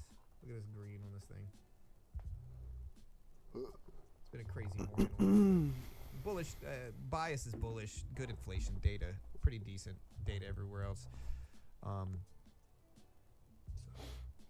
yeah, UNH is chaos right now, though, bro. Again, if you want to check out Top Step, great way to help support the channel. No PDT and futures. You can day trade the S&P, the NASDAQ, the Dow, the Russell, gold, some currencies. Just the perfect way to learn day trading when most day traders lose money. You're still risking something. The base one's $50 a month, basically, after tax. No PDT and futures. You can day trade the S&P. I'm going to buy this dip. You can day trade the S&P, the NASDAQ, the Dow, the Russell, gold, some currencies. And we're going to get out there again. No PDT rule. You can see how similar this is to day trading stocks. Like, look at this level hold. You can see how similar this is to day trading stocks. No PDT rule in futures. The perfect way to learn. If you pass it, 50K funded account, 90% split, similar to funding your own account in terms of split. You get to keep your first 10K in profit. They paid out hundreds of millions of dollars. If you fail, you're out $50. Not the end of the world. And there's larger packages as well. This is just the base package. It just makes sense, in my opinion. It just makes sense. Learning this way in a structured environment where you're risking something and you're learning how to trade with risk, but you're not risking 5, 10, 20, 30 grand like a lot of new day traders end up doing and losing. Top Step X, 0 commission, so it's an even better way to learn. If you go to my link, use Top Step X, 0 commission, tiny amount of fees per trade, especially with micros. Yeah, that's information.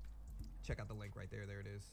Great way to help support your favorite doesn't know what he's talking about trader out here on these YouTube streets. Market's starting to break down a little bit here though. We're at 21,285s right now. I'm not messing with this. Look how big the range is in these candles. Like I got What'd out I just say? in time here. Look at how big these. Something was telling me to short, but Here, this is the third test of I'm the just gonna 200 wait. exponential. It looks weak, to be honest. this is good though. Nvidia I'm has kind of hoping we broken all don't the way recover down this. here. I Look at Nvidia hope we falling. kind of just go down right here. I'm not gonna buy this dip Either to because this wick or either the some range bad day news just happened daily. or the market just got really red all of a sudden. So just be careful here.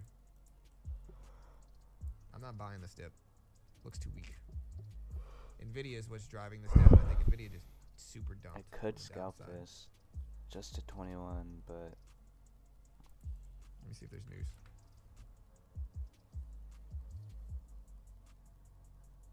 Core Weave shares fall pre-bell. Disclosure of Q2 capital spending. CEO says the company is set up for an amazing year. Demand remains exceptional. But I think that's negatively affecting the chip industry and the sympathy regarding chip stocks right now in the market. let's see if it recovers 50 of it. The mean streets of Oh, we got YouTube. him.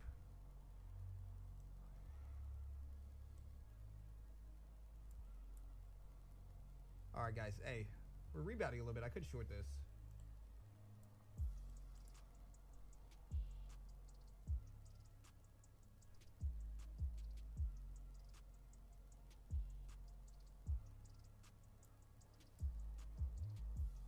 I should have shorted it. Looks like Palantir breaking down a little bit as well. 21, 239.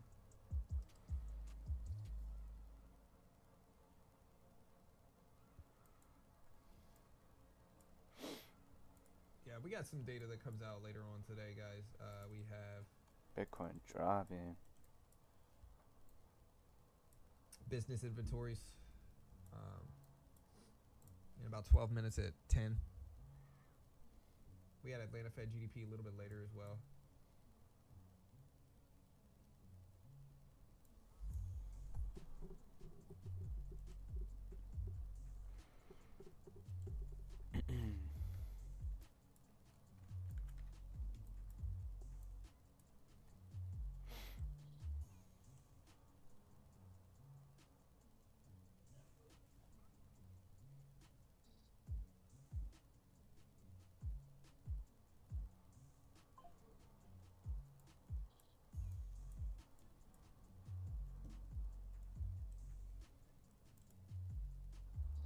Tesla coming down, Nvidia coming down too.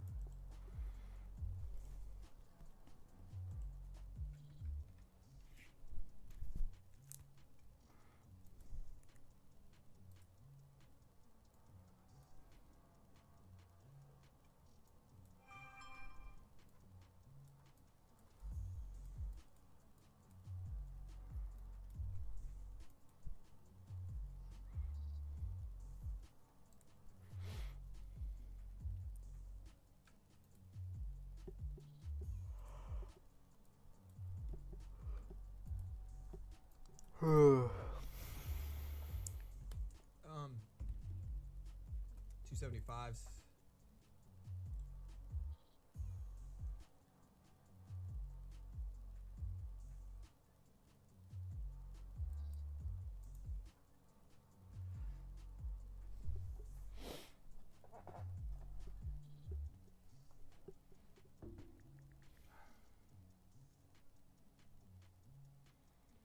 Why did you short? We got to 21,320.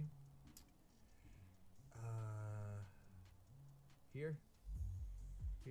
Yeah, I mean, because we're over the 200 exponential, and the trend's looking more bullish there. And I try not to trade against the trend. Like, I'll take some dumb trades early in pre-market, but once the opening bell happens, I try to trade with the trend. I'm not always good at it, but I try to.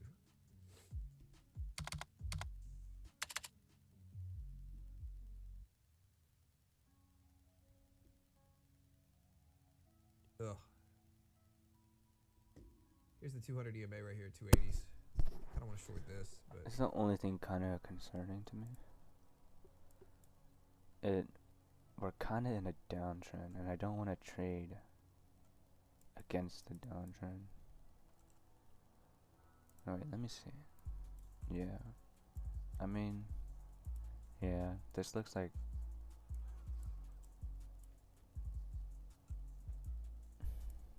a beginning of a downtrend now. is he dovish or hawkish? I think he was kind of in the middle. I saw him a little bit more worried about supply chain shocks, is I think something that he said. This is the only thing. So We didn't break below this candle. Powell's already spoken. He spoke at 8:40 this morning. It's now 9:50. He spoke an hour and 10 minutes ago. I would try to short this. So I'm assuming this would be like a lower high. All right, we'll just made a very quick $100 bill. Or a And high this is a low. challenge account, so it's a little different. But the move happened very quickly here. If we get up to here, I'll short this real quick too.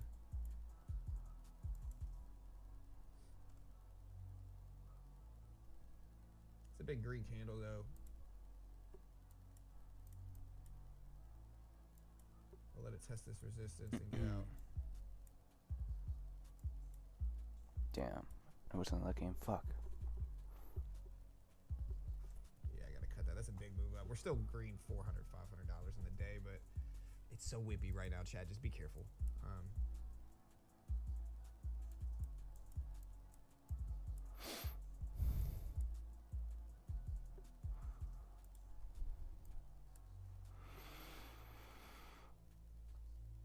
Nasdaq's fighting back. Microsoft's basically flat though. Nvidia's rebounding back up. Is probably what's driving this. We might get a rejection here because of Nvidia hitting the DWAP right there though.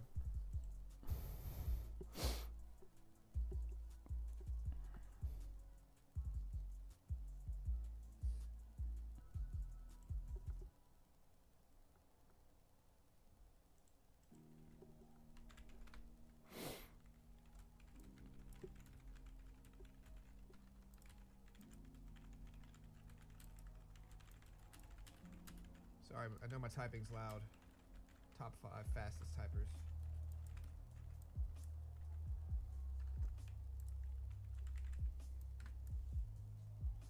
Look at the market completely retrace all the way back to the upside.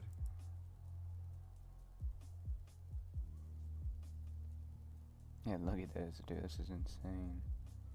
The Brinks is still open. I don't even know which way we're gonna go, because we're already recovering the vector.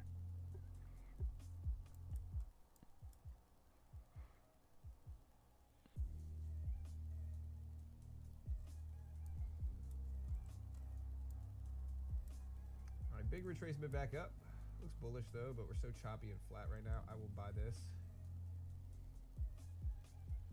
I want to be careful not to overtrade right now. I'll take 2 contracts here. There we go. Okay, we took a piece off of that.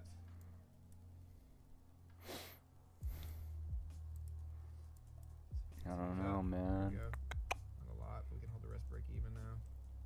Quick turn to the downside. We're out. Basically a flat trade.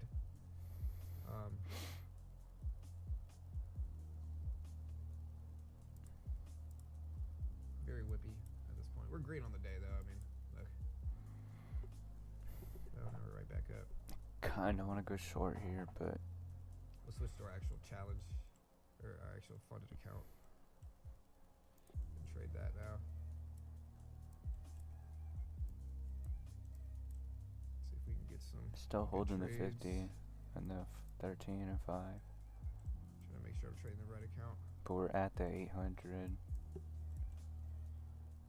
We're really fucking tight. Everything is tight. That's why I'm like That's right.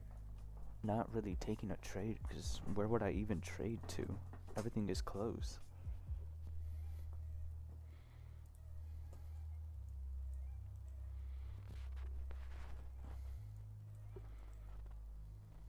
And I feel like I already missed my short, See, now we're flushing back because down we already again, dropped man. down Weird, almost dude. to this vector. Market's so whippy right now. We're hitting that 200 exponential again. And for Bitcoin, And Nvidia hit the it's VWAP the same here. thing. We already almost touched it. We were literally like a couple dollars away So from flat, touching that Weird, strange. fucking line I have. This. Then we just bounced back up. Look at that. We broke through the 200 on the 50, or the 50 on the 800. Or, what? We broke through the 50 with a red vector. What a I wanted to big buy this wick. dip too. Where do we bounce again? The 200 exponential. It doesn't bounce there every time, but it bounces there enough to like the entry. What a Still drop holding here, that dude. We are 50. going up big, down big in a range. I'll be careful, man.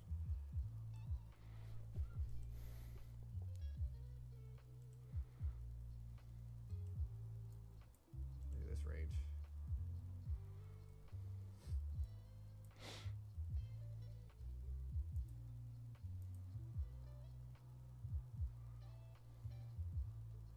There's the 200 EMA again. The problem is Tesla's kind of turning down to the downside here is what it looks like to me.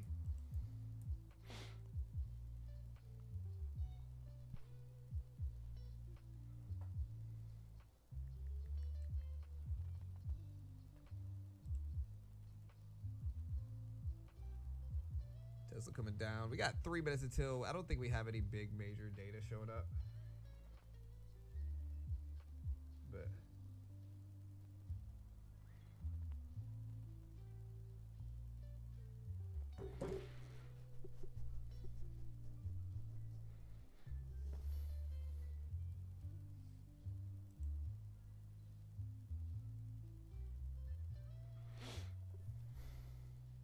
supply shocks. Yeah, I don't know. I think the market already negatively reacted to it. So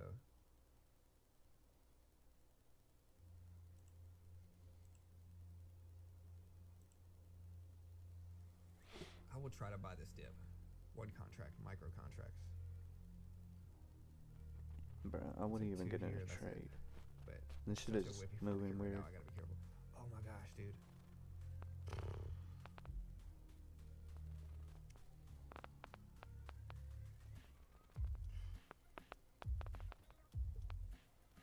trading the wrong contract here on my funded account again. It's like the third or fourth time I've done this today.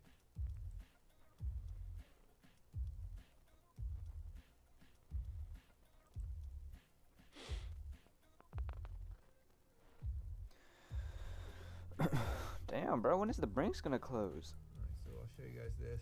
We're in micro NASDAQ I contract. think like one more minute. Up about $70. We'll take a little bit more off here in our actual funded account. This looks like a W formation. We're now up about 70 on About this a half. account on the day. So we're up in both funded accounts we got this morning. That does happen. It's good. I bought the 200 exponential dip again, but the market's honestly really whippy and difficult to trade right now. Microsoft is up to 450s.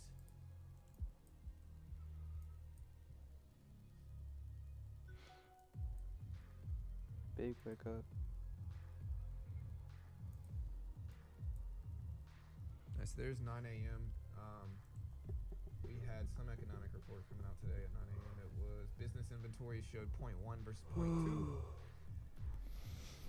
Retail inventory showed as expected, basically nothing for today's economic reports at 10 o'clock. Very boring. Not a lot going on. Our Brinks closed. See what happens. U.S. NAHB housing market index showed up at 34 versus 40. Expected 34 versus 40 expected.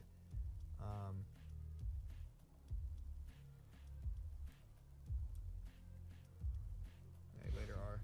Have a good day, bro.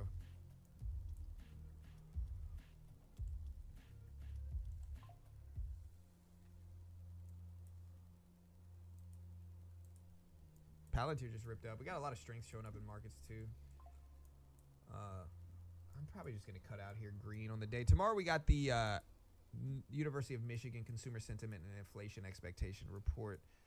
That's at 10 o'clock in the morning, so basically the same time right now tomorrow. We got a decently big report. We'll see how much it moves markets. We're going to get inflation expectations by the University of Michigan 1 year and 5 year, as well as consumer sentiment data at 10 o'clock tomorrow. We'll stream it all live as we always do. So just be careful, guys. Hit the notification bell. Hit the subscribe button. I appreciate the love. Again, we're day trading on Top Steps funded account program where they give you a 50K demo. They test your skill with the demo account first, and then if you pass that test, then they fund you between 50 to 150,000 with a 90% split. Pay out millions, fund thousands of traders every year. Great way to learn because you're learning in a structured environment. You're still risking something at base one's $50 a month basically.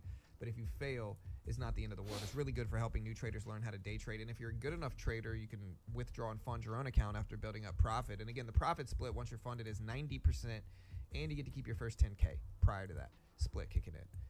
So a great way to learn. Most day traders lose, so frankly, it's a lot cheaper to lose here when you're learning than funding 5, 10, 20, 30 grand and losing that, which is what happens to most new traders, including myself when I first got started. Just a great way to learn. Most people don't know what futures are. When you're day trading futures, you can day trade indexes, so the NASDAQ, the S&P 500, the Dow, the Russell. You can day trade commodities like gold, silver, all kind of different stuff. No PDT rules, so you can day trade. Patterns and equities are very similar. And it's just a great way to trade. Most pro day traders trade futures. If you want to check it out, I'll put the link up one more time. And I'm going to get out of here. Y'all be good. You can also find a pin at the top of the chat. Remember, guys, not an investment professional. I'm not liable if you lose money. Always make your own assessment. Trade responsibly. I might have no idea what I'm talking about. Might be wildly wrong about everything I say. Don't copy me. Understand CFTC 4.41. Hypothetical or simulated performance have limitations, guys. So we went up to this 350 level, rejected at the top. Still in a big range. As I said earlier, we're in a big range, but sideways trend. And we've been in this basically all morning. So just be careful, guys. Understand what's going on in markets. And, yeah, be good. I'll see you guys later. Y'all be safe. Have a great day. Good luck.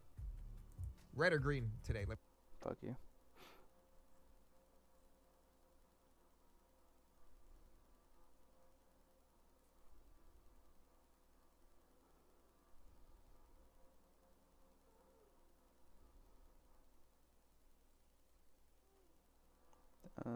Want some Jason? Oh, maybe it's not. Alright. I was thinking about taking a short up here.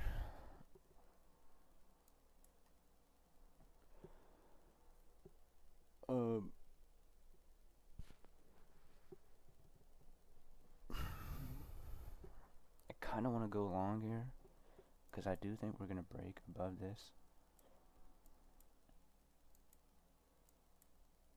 And we are holding the 50, or no, the 5 and 13. Excuse me.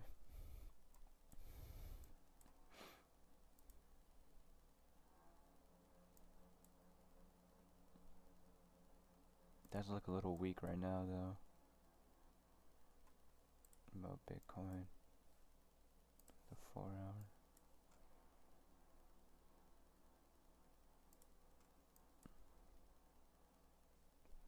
I'm gonna break above this on the 4 hour.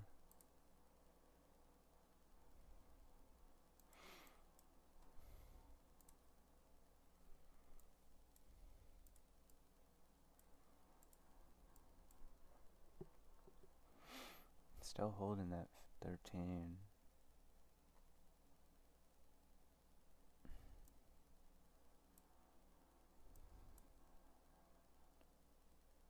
I can risk it.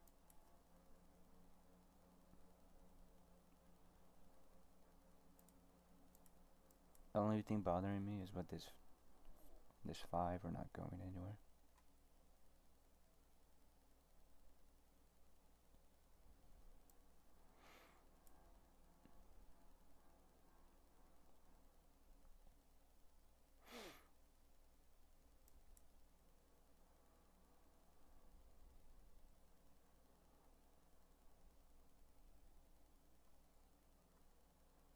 And then like right here we rejected, but this could have just been a fake move down. Just for, and then we just came back up, which is kind of weird.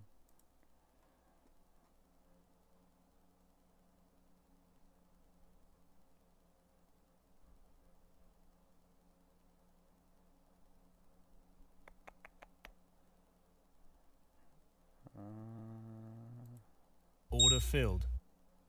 Alright. I get out at $100. If we lose $100, I'm out.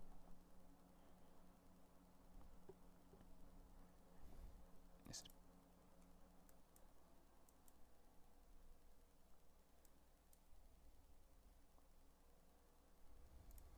see what happens.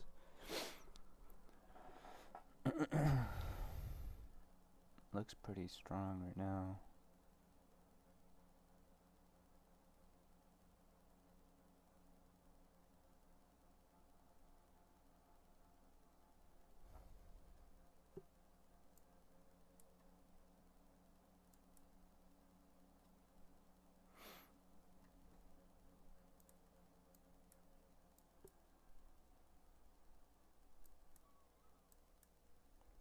Still holding the 5, kinda.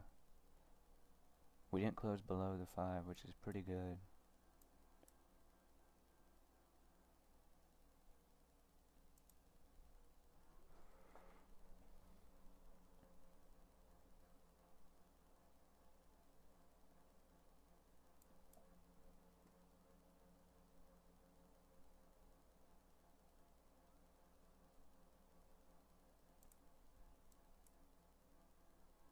Gotta be patient. Because you are holding the 5, but we're not going anywhere. Like, to be honest, I wanted to see this candle break above this one.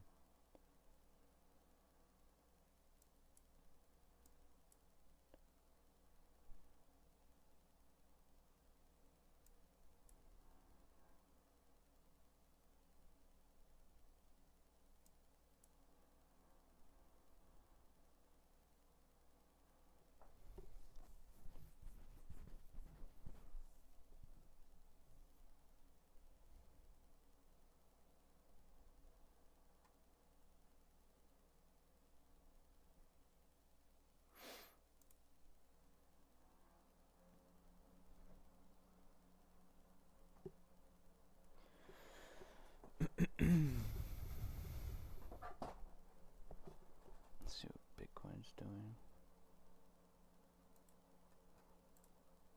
Bitcoin's dropping. Looks like we just came up Tested the 50 EMA and just came back down. I did say, like on 15 it looks like we're in an uptrend. Also on the 1 hour. But the 14, I don't know, kind of just looks like a retrace.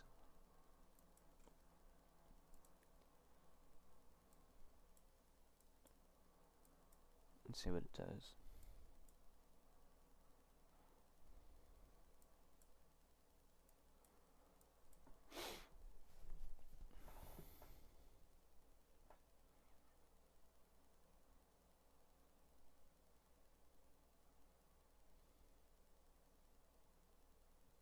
Okay.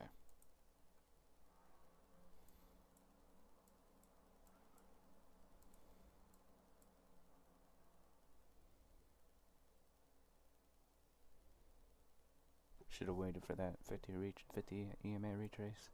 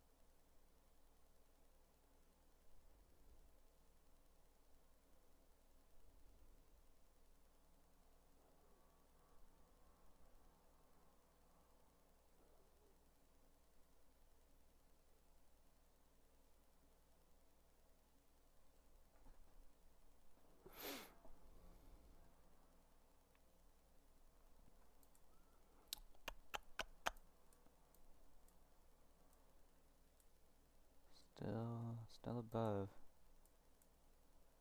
We did get a really bad buy-in. Should have waited for the 50 retracement, because I realized right here when we were at the 5 we weren't going anywhere and we weren't closing above lows.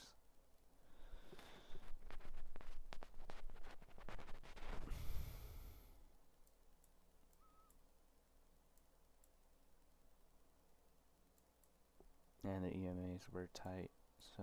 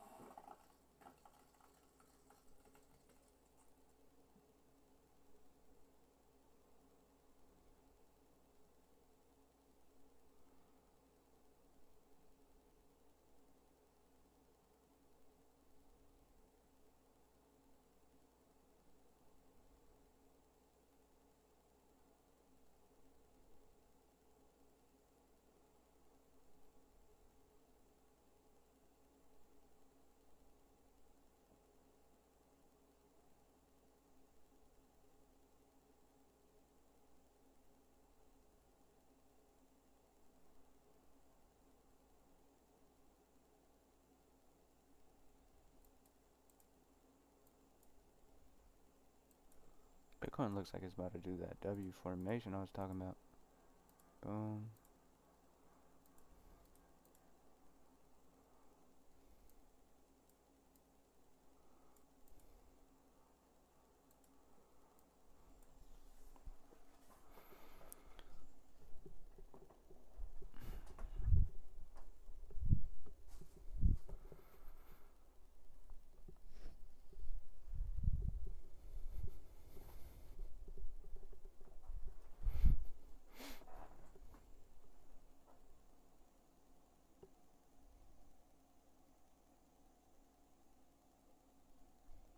doesn't look good though for NQ. We're rejecting this 50.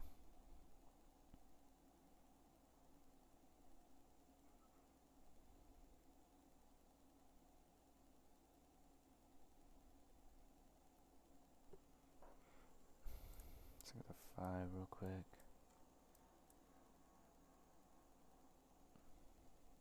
Damn, dude. We're still above the 50 on the 5 minute though. So I'm kinda hesitant if I should get out or not, but we are at the 200.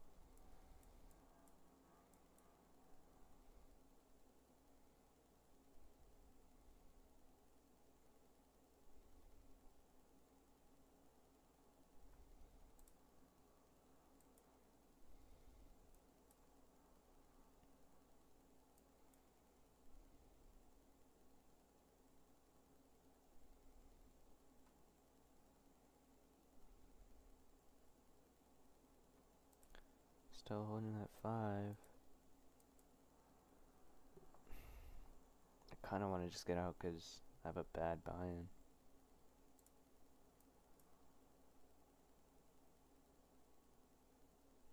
I'm just not liking how price is right now.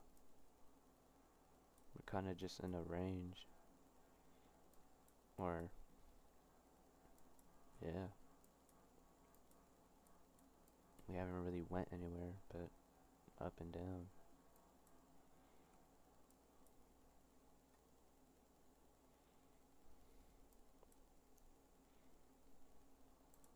Still holding that 50 on the 5. What about on the 3? Yeah, we're still holding it. On the 15.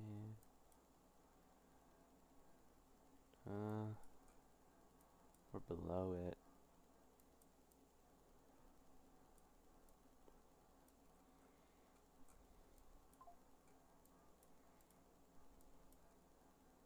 I'm kind of just stuck in this trade, like I'm stuck in this range.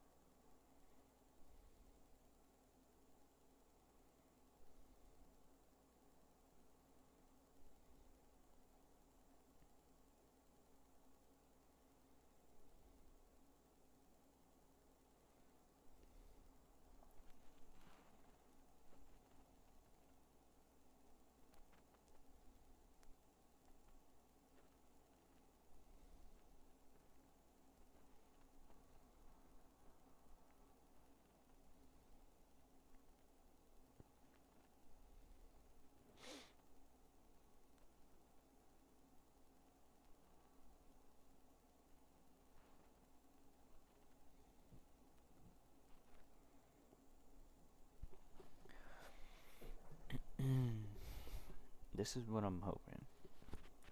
On the 4 hour, we break through this structure and we come up to the day they open, or the range day they high. Or no, that's not what I'm hoping. This is what I want to see. But if we just come back to this 50, it might be over. This is like a little mini W.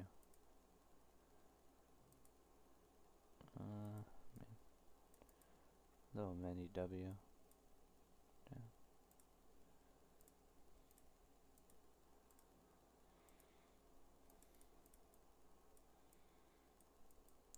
This would have been better if I'd seen a green vector.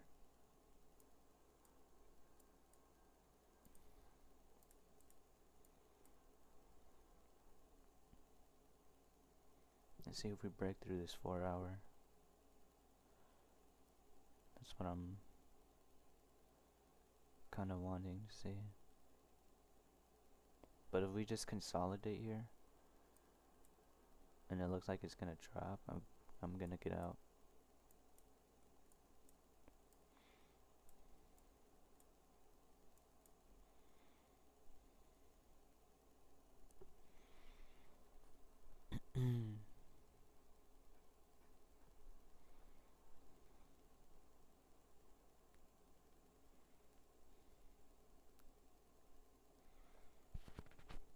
See what the 5 minutes doing. Alright, this is alright. We're still kinda in a uptrend a little. I wanna see these EMAs cross on the 15. What about the 5? Still holding the 5.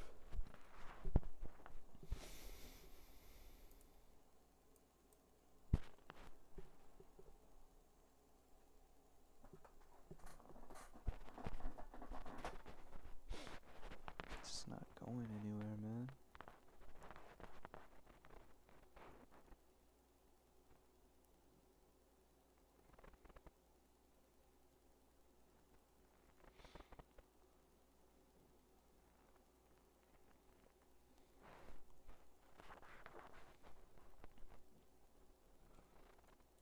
Won't lie though, NQ is kinda active today.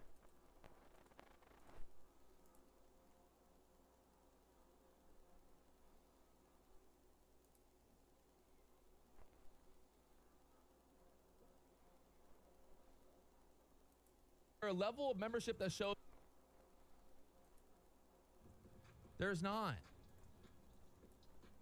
God.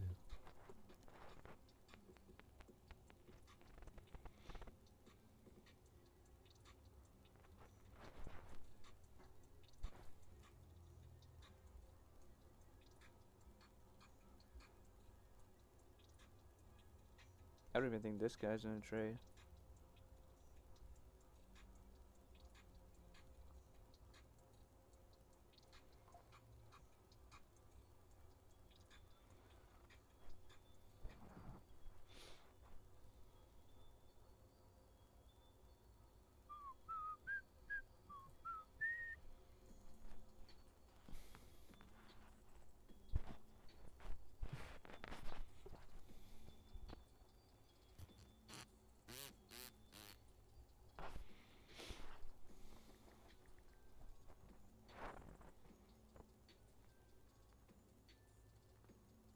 NASDAQ just holding here at the 320s, going nowhere. Who's my next guest of the BDH? I don't really have anybody that comes to mind right now. I'm probably going to slow down on the guests, to be honest. The guest traders at the BDH, it's What just... the fuck was that? It's hard to trade. That was hella What fast. we'll probably do is, if I'm going to have a guest trader come, they'll come on the stream at like 10:30. Not do it at open. Do you have to pay them to come on? No. Why would I pay someone to come to the BDH? When is Rips coming? He's supposed to come in June, but not sure. Bring ICT. Well, he said October.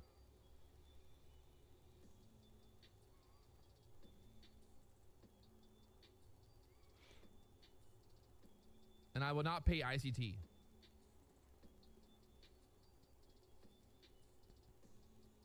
SG, does your course include everything you observe? Yes. Any plans to visit Canada? No.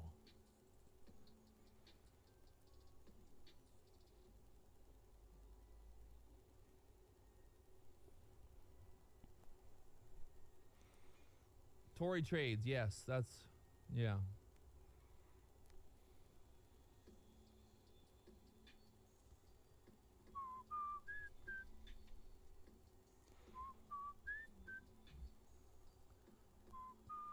Still have good support on these 13 and 5. Ba-da-da-da-da-da. I mean, now it's Not like, does really, it, though, now but- is this, are we gonna break out here? Inverse head and shoulders, you know?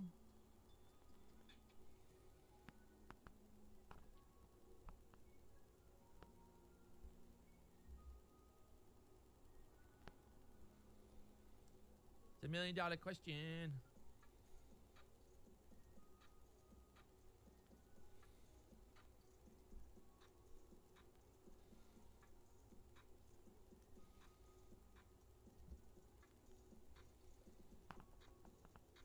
Do I play the range here? Play the range, Patrick. Play the range. Pulled back there into the EMA again.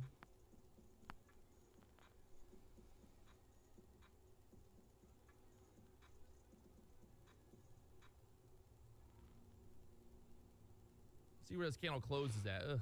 If that candle, I would have liked to have seen more of a wick on that candle to get back up there. That's what I'm saying. But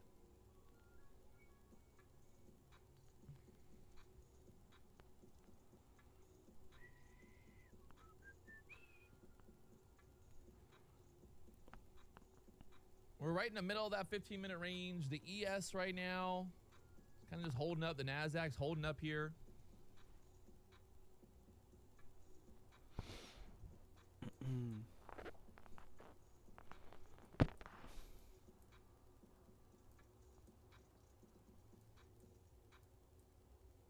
It's not there.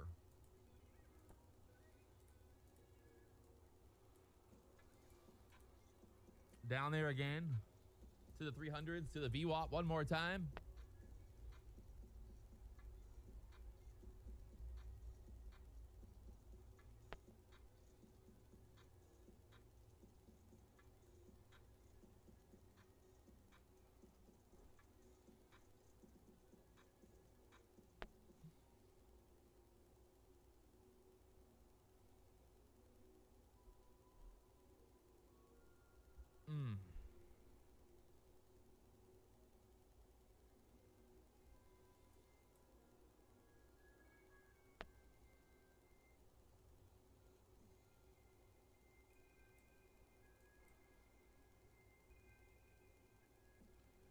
Do-do-do-do-do-do-do.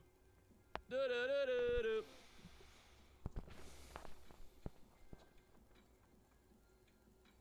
I'm gonna try a short right here. Try to take out these lows. YOLO. We're below that EMA there nicely. Should try to sell down. But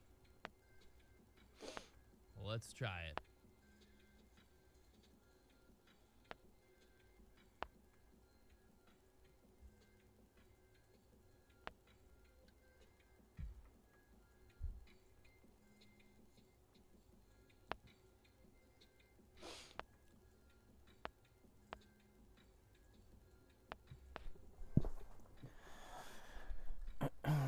Break through the 85s there.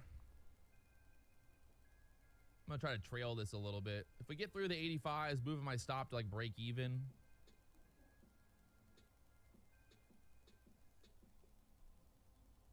Just gotta get through 85 there.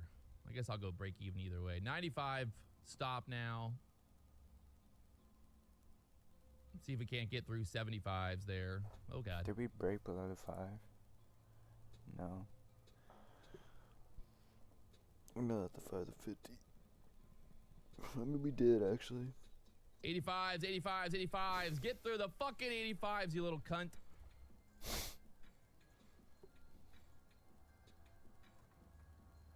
thought I was bad. Oh, I'm just gonna take it right there. 84s. Just to lock Damn, in he's already making 3,000 here. 3 Can I get grand? filled at the 84s? Wow, chat. All right, moving this stop back up here a little bit. Now we're gonna go lower here. Perfect risk management, chat. Perfect. Perfect risk management. I hope it goes Y'all up gonna on learn how to that. trade like a pro one day, all right? One day.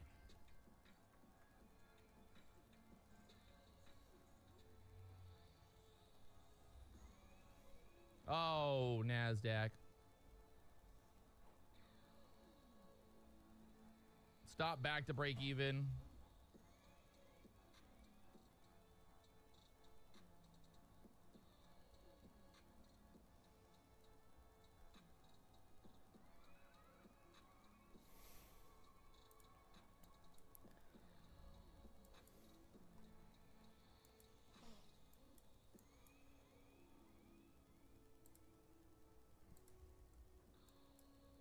All right, fill me there and get me out for 3,000. Motherfuckers.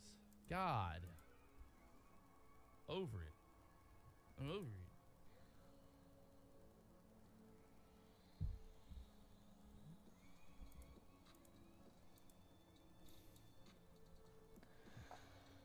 I didn't have the best entry there, I'm not going to lie, but if you look at the bigger picture here, right, that 5-minute candle just ripped right through that 300 level, and there it goes. Down there at 275, so. Dude, I want to close, but like Now we go lower. $100 Patrick. fucking dollars.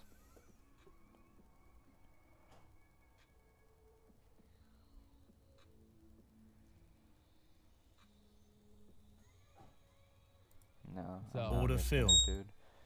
Holy shit, bro. That was so bad.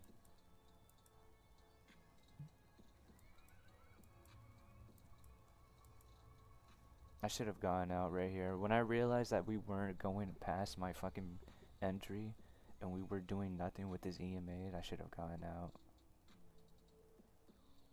So that's my fault. And something was telling me, like, get out, because, like, we're not even doing anything. But I don't know. I just thought we were going to go up. So, yeah, that's my fault. And I had a bad entry. I should have waited for a retrace because we already Joe went said up. the thought of fading me was an idea. Well, why didn't you, Joe? Why'd you not fade me, Joe? And I also should have Why'd you not fade me, Joe? we didn't break through Joe, the why did you not structure, get so we're why'd you probably not gonna get a long where retrace I to got test short it. at, Joe? Hey, Joe. Are you just a little bitch? Or are you just a little bitch? You tell me. Patrick, I was going to fade you, but I didn't. I didn't fade you, but I was going to. I'm gonna wait. Patrick, I was going to fade you, but I didn't do it. Like, the fact that you wrote that in the chat, you know, it's just like, why didn't you do it then? You know, why did you not fade me? Oh, yeah, because you a little bitch. That's why. You a little bitch, Joe. Exactly. Exactly, Joe.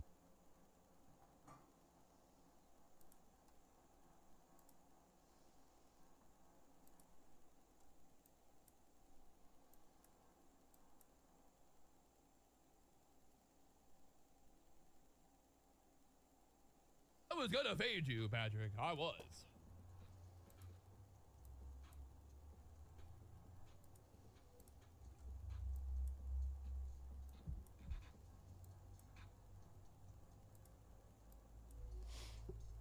You should have faded me. I mean, fuck. You might have made money. I don't know.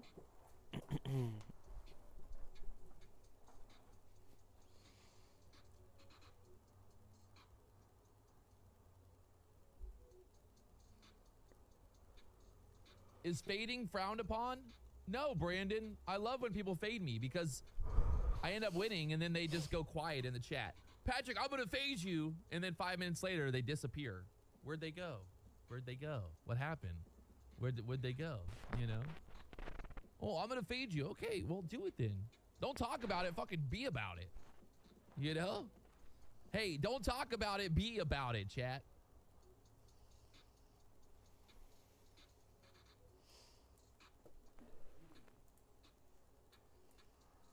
Don't looks like talk about it. slowing Be down. about it.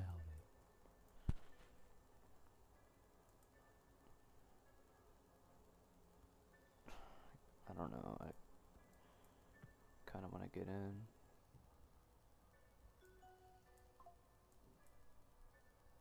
All right, NASDAQ down here at the fucking bottom of the range here now.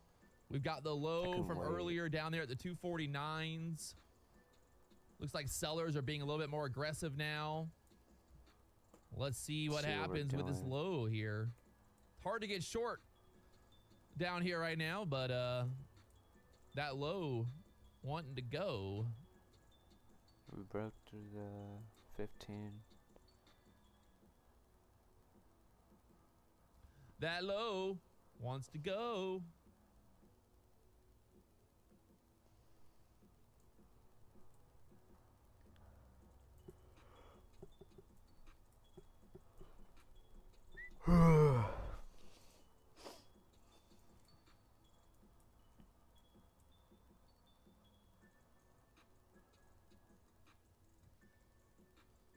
Look at that candle just ripped it back up here again.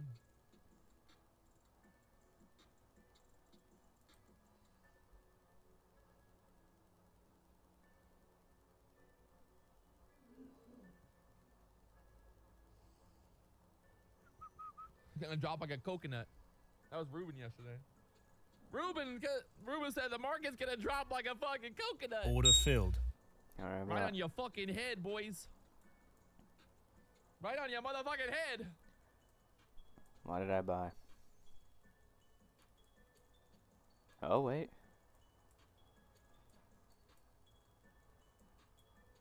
I just want to see a retrace of the 50.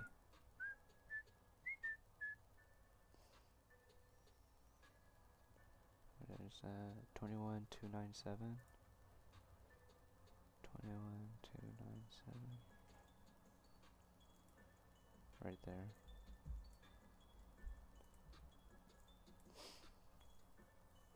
There is a possibility. that NASDAQ we is will holding come up down there at the low of this range. This is that big range that we've basically been in since open.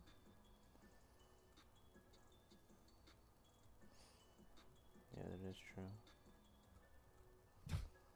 Pat, let's just set up a BDH boxing event. Pretty much, I'm thinking like me versus everybody in the VIP room. I'll put one hand behind my back as well, and I'll just fight with one hand. One hand. One hand. That would be fun.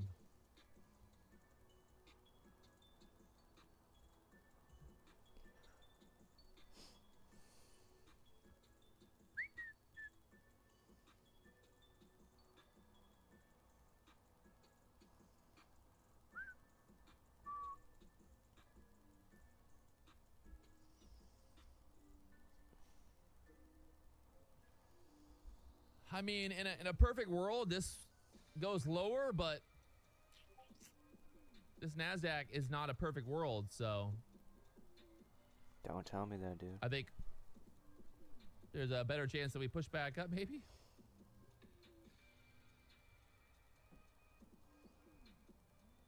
Stay above the 5. And I'll be confident.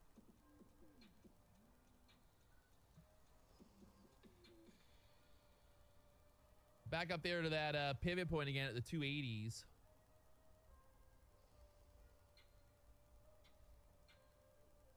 No activation fee. Only at onlyprofirms.com. Find the best deals always.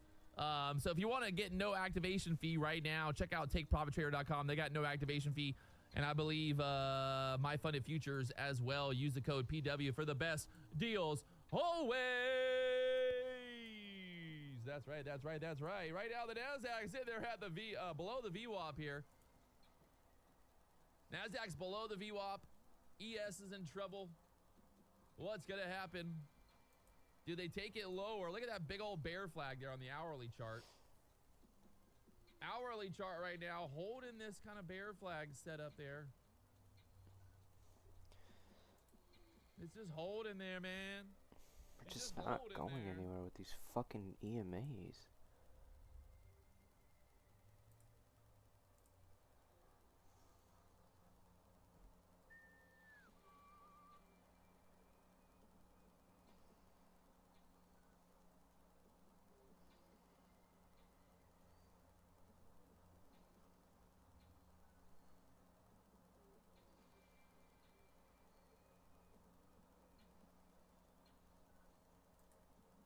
Order filled.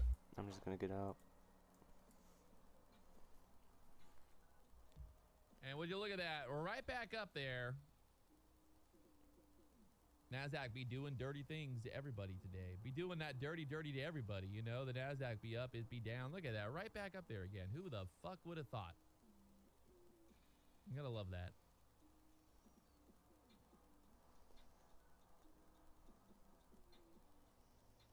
All right.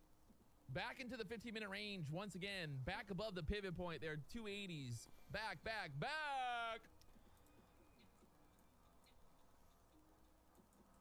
Good time to go on vacation. You know what they say? Yeah, Sell dude, in May this is horrible. and go away. I've actually, Y'all heard that before? like, what are we even waiting for? We have. Y'all heard that? Y'all heard that one before? I wouldn't say we Sell have in May, good go news, away. but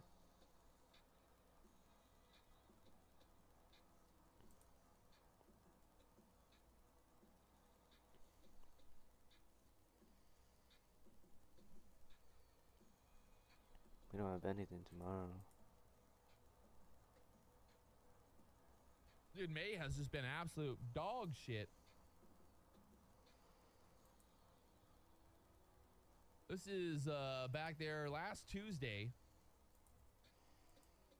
Or no, this Tuesday. Yeah, this Tuesday. Since Tuesday, we've been just stuck in this range now, consolidating there. We still have that big gap to the downside from that open on Sunday night.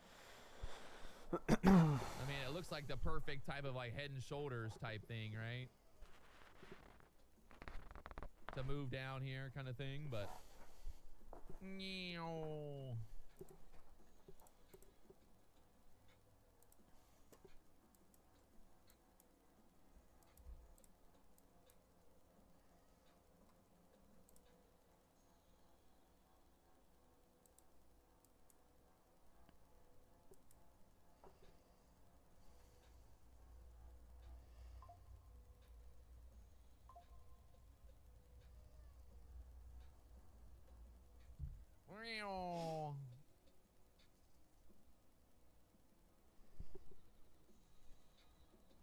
This is kind of alright. happy birthday to Jordan. It's his birthday month. Well, fuck you, Jordan. Fuck you, Jordan. Why the fuck would you want to be born in this shitty month? All right, NASDAQ again, right back up there, baby. This set, NASDAQ doing a fucking go. Want to do.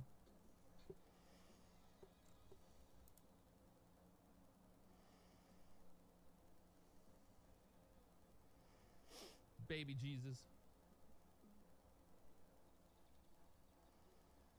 Baby Jesus. We're back there at the VWAP again.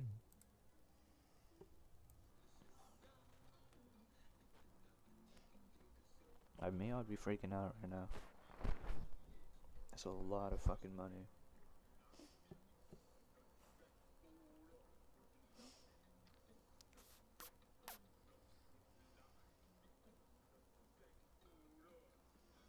In the coke. Put the lime in the motherfucking coconut, NASDAQ.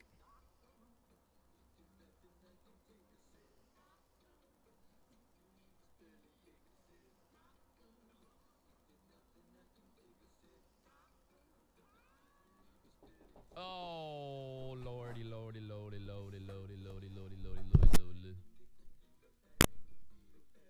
The lime in the coconut and drink it all up. Put the lime in the coconut and drink it all up. Put the lime in the coconut.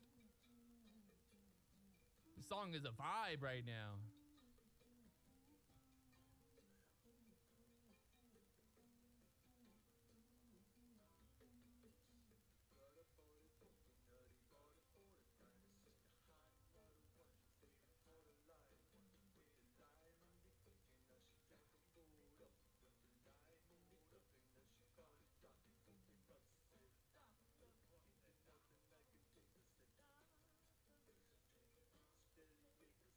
Lime in the coconut and drink it all up. You put the lime in the coconut and drink it all up.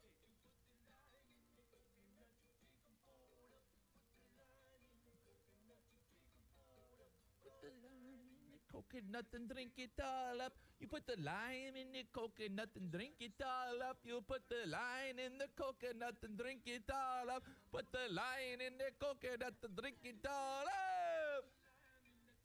Woo! I told you that's all we needed. Just a little bit of music.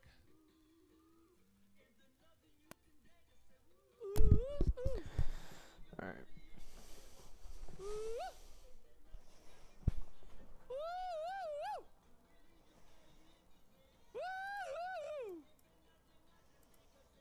I'm back. Ooh, wait, I'm gonna get in on Bitcoin.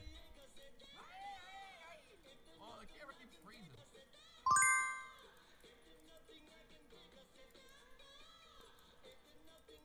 Where's my stop loss? I'm going to the bathroom. The market's going higher.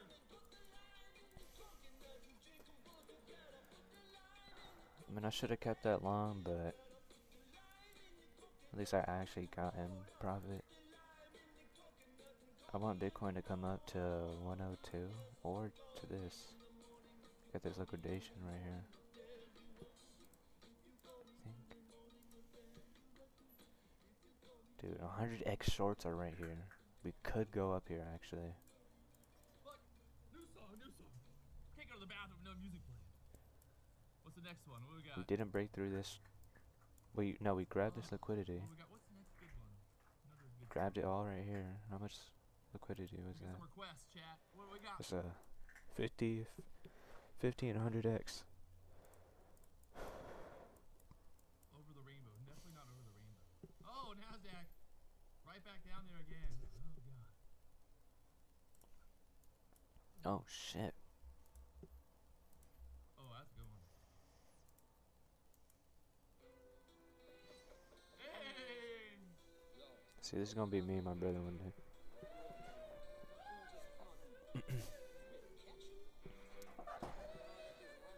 Dude, he has a Lambo. Fucking like 1, 2, 3, 4, 5. Dude, he has like fucking 20 monitors. Then he has a PC. Then he probably has more PCs. He has another PC right here.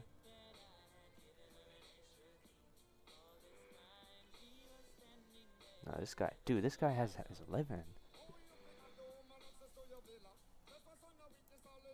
Shit, I gotta look at my trades. What am I doing? If we go down 5, I'm gonna get out.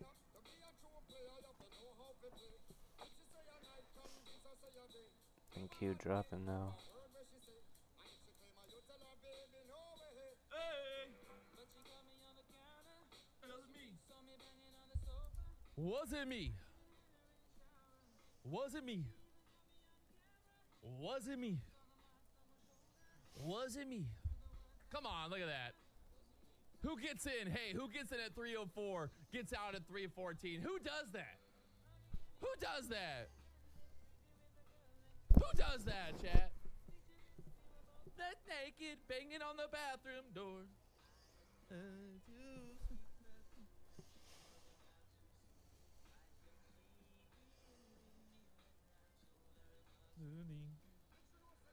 Oh, that might have been I should have got long right there above that 300 break.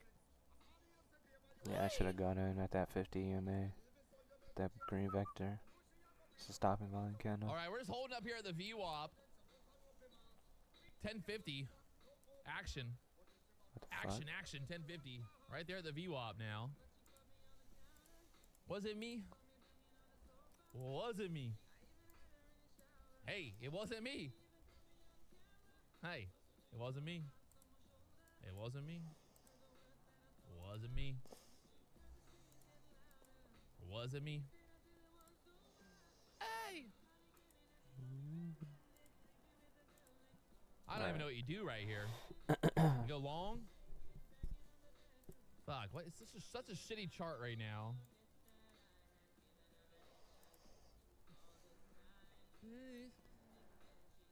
4-hour chart going up. My ass. I mean, we did break below this. No. We're still denying the 13 on the 4-hour. What about in the 1 hour? think we're above it. Yeah. Good green vectors, but Was it me? they're not strong.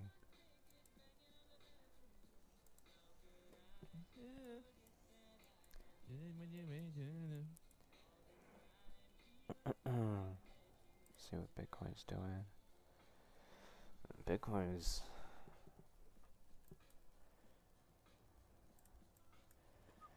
This was good. This 310 dropped trying to down. go. I'm gonna try a long here. We're either gonna pop straight up there through the 20s, or we're not. YOLO. That's how we do it, chat. You only live once, so put on the music and let it ride. I'll actually get in. Hold on, I got a new song now. We need a new song. I got a new song. If we touch this 50 EMA again.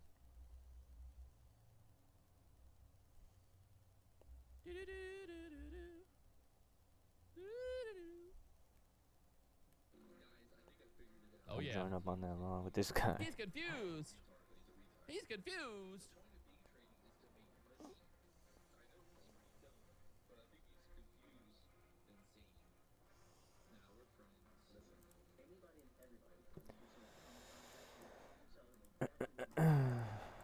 Fuck it. Push.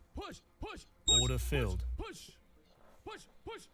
This is what we need. Push.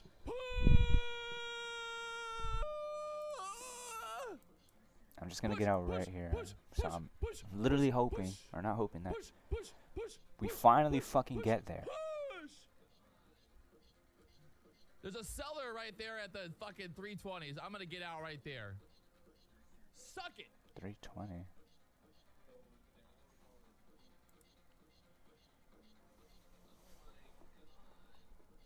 I mean, higher, so much higher.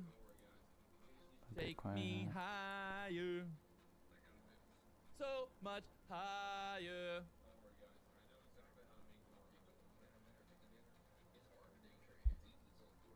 Not liking how these Winner, winner, candles are chicken dinner. looking. Winner, chicken dinner.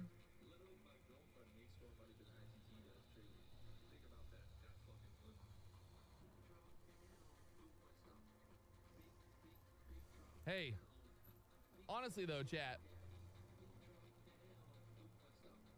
on level 2,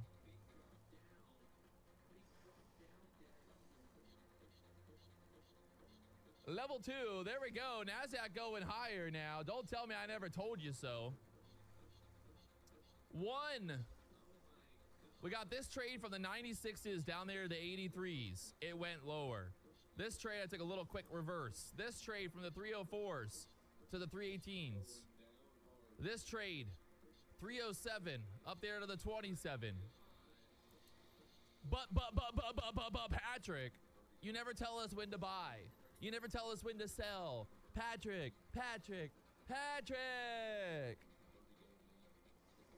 You know? Okay. They're never happy. Nobody's ever happy, man. Why can't anybody be happy for me? Hey, you know the thing is, like, when I'm in a good mood, you know, when stuff is going good, we're happy. Like, I put on good trades, we all make money. You know, so like I don't understand. I don't know why people come here all butthurt and all negative. Like, you know, come here trying to win with me. You know, like I can make money, you can make money. You know? We can all make money together. Like, I don't understand it. Like, why fight me? You know, like, why try to piss me off? You know, I don't get it. You know? I'm trying to help you guys. Literally. I'm over here trying to help people. And this is what I get. I'm gonna get out. You know? Order filled. What have I proven? What is that? Fucking $50,000 15 payout bucks. live. Dakota at Top Step Kind has of just never gambled right taken there, which a is bad. live. So He doesn't make money in a live account. The money that he's withdrawn from his quote unquote live account has all come from sim profits, from XFAs. I ran up $50,000 in a live account and then took a payout. It's proof. I mean, Bitcoin going what are you up. gonna say? It's good. You know, what are you gonna We're say? up $3. I don't get it. I just don't My understand. target Like I'm literally is literally up giving there. people fucking 102, gold. 4, I'm 26. literally handing money over on a fucking silver platter. What is this guy yapping about? You know? You know? You know? You know what I mean? You know what I mean?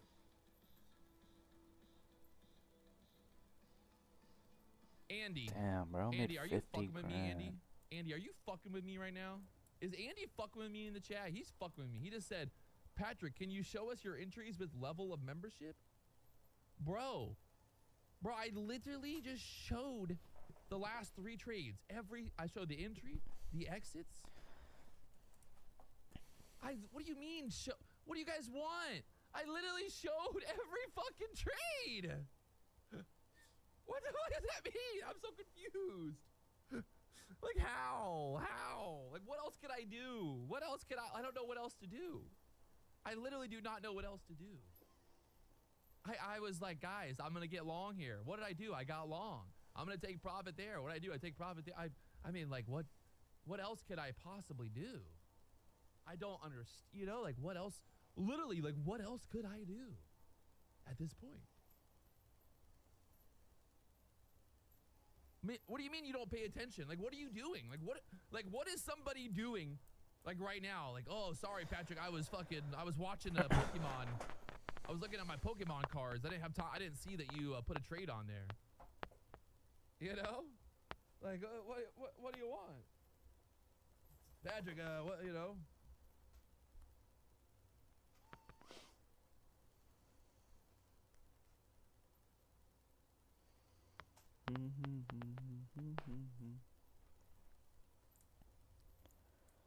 Alright.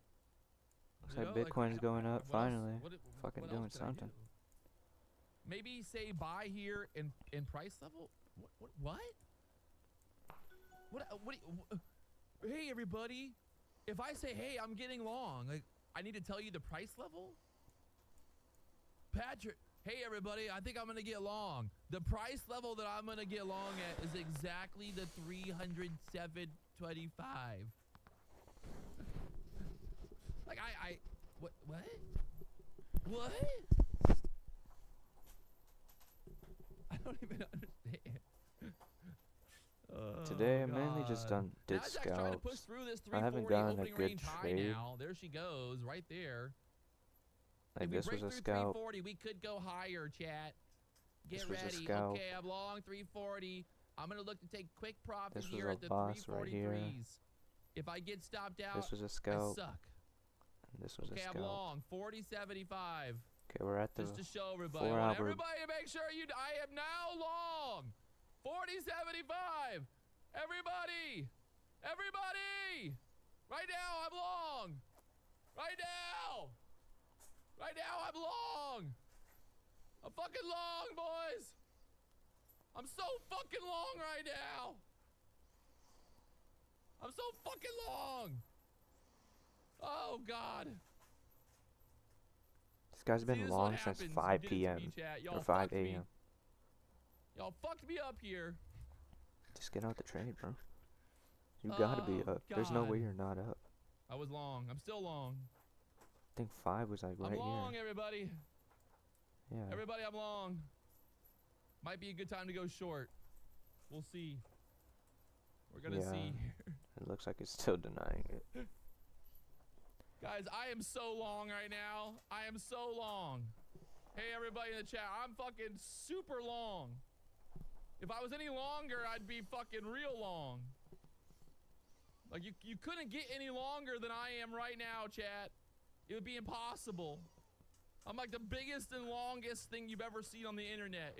You couldn't even imagine what it would be like if I was any longer than this. If I got any longer, I'd be too long. I'd be really long, you know what I mean? I'd be like really long. You know how long, like if you think about it, like what is long? That is long. I'm long. The market's long. Oh, Inception, man. It's Inception. I'm so fucking long right now. Everybody Dude, should what get is he short. Everybody saying? should fade me. Go, go, go. Fade me. Fade my 2-point move. Do it. I dare you, you motherfuckers. Do it. Do it. Do it. Do it. We I'm broke through, but on. we just I took rejected. profit, everybody. I took profit, everybody. Guys.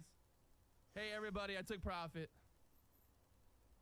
Hey, by the way, everybody in the chat, I'm no longer long. I shriveled up. Back to small size. No more long. Everybody should fade me. Go, go, go. Go short. Do it, do it, do it. I dare you. I fucking dare you, you fucking pussies. You motherfucking pussies. Do it. You won't do it. Who's fading me now? Who in the fuck is fading me? You're not gonna fucking fade me. All day long. All day long, these motherfuckers. I'm gonna fade you, Patrick. I'm gonna fade you. Yeah, how'd that work out for you? I kinda wanna get How'd in. that fucking work out? What? This You guy dumb is just motherfuckers. Patrick, I'm gonna fade you. Patrick, I'm gonna fade you. Patrick, I'm gonna motherfucking fade you. Shut the fuck up. What's Bitcoin Shut doing? the fuck up. Shut it. God. Everybody shut the fuck up.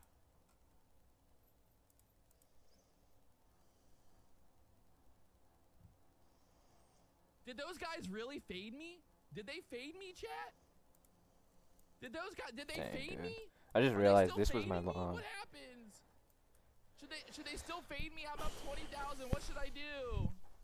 Oh my This god. is it what I hurts. wanted, bro. Are they still This is fading literally me? what I wanted. Oh no. Oh no. It was they're just fading bullshit me. in the entire fucking Oh no. 3 Oh, hours.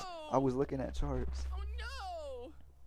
I was in market- this. The market Just went up 30 bullshitting. points since they said they were gonna fade me short. Oh no! Oh no, chat! What are we gonna do? What are we gonna do? Chat, what am I gonna do? Oh no! Oh no! It's still going higher! Oh my god! What am I gonna do? What am I gonna do? Dude's up 18 grand. Oh, he went short. But they said they were gonna fade me. They said they're gonna That could fade be a me. good idea. I'm gonna wait though till I see Everybody's fading me right now. it slow down. It looks like it's slowing down now though. It's just a bunch of people fading me in the chat. Everybody's just trying to fade me.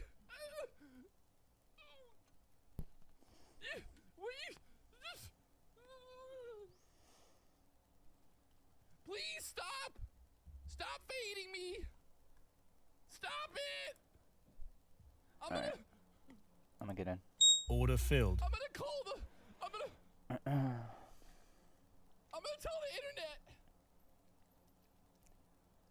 We did break through the 4 hours, The people in the so chat this are is probably fading gonna be a bad fucking idea. See what Bitcoin's doing. Alright. Oh my god. See. We did get a stopping volume candle. They faded me. We need more Just want water. us to come back. See and test it. Test this fucking fit 4 hours. Oh. They faded me. They faded me.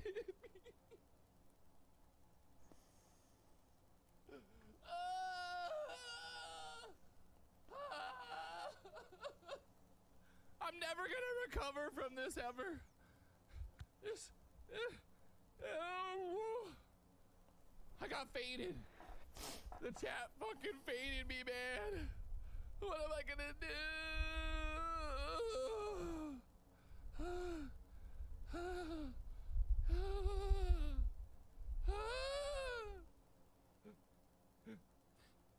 I mean, I just think it's fucking hilarious, honestly. Like people in the chat, Patrick, I'm gonna fade you.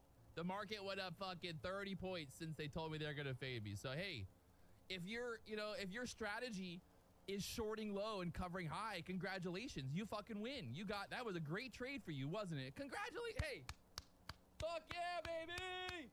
Fuck yeah, baby. You guys are real good. I want you to keep on being so fucking good, all right? Don't ever stop fucking fading me, because clearly it's working. God. And now I'm gonna go on the fucking, now I'm going to Iceland, all right? It's over. I'm going to fucking Iceland.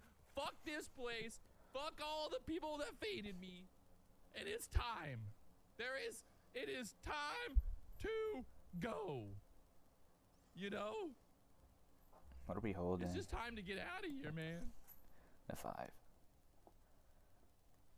You know?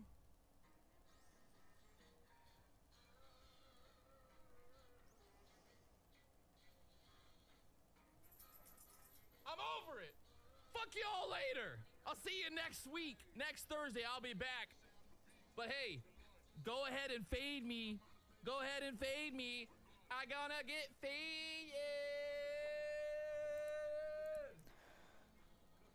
Is he ending?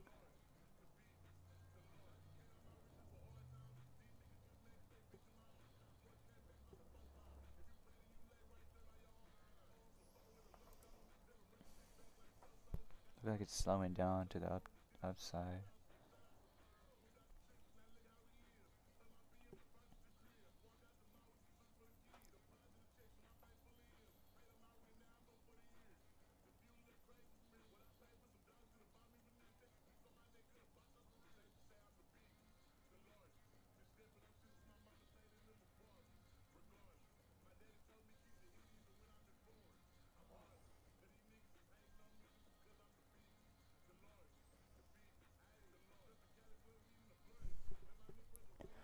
Kinda hoping it's sunny today. I'm trying to go outside.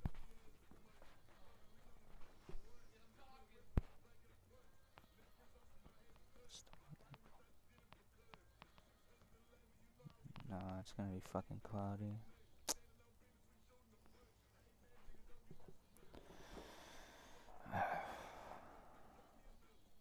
The weather can change though.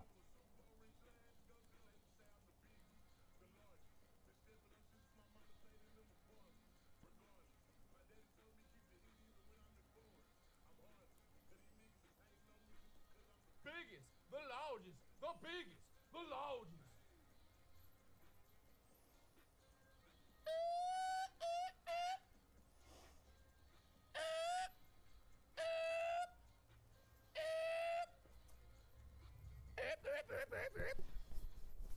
Oh, by the way, I'm still long. Bitcoin's down. Yeah. I'm still long, motherfuckers. He's long. I mean, at this point, I'll go for the gap fill up there to the 392s, so. We still got 15 contracts left. I like it. I like it. I should get out then. Oh, I gotta go. I gotta go pack up for Iceland. Like I said, I'll be back here next Thursday. We got some videos, some content coming out along the way, but hey, it's okay. For everybody in the chat that said they were gonna fade me, I'm happy. I'm happy that you faded me. Because clearly, you have no fucking idea what you're doing. You have no idea. This was a trade that I showed perfectly. Getting long there at the 340s when everybody's like, I'm gonna fade you, baby, you fucking suck. Baby, I'm gonna fucking fade you. I'm gonna fucking fade you, baby. I'm gonna motherfucking fade you, baby. So there it is. Peace to the middle motherfucking east. I'll see y'all next Thursday. Later.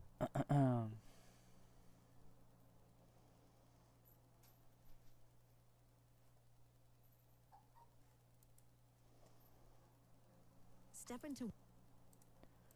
Jeez, what does this guy have going on? What in the fuck?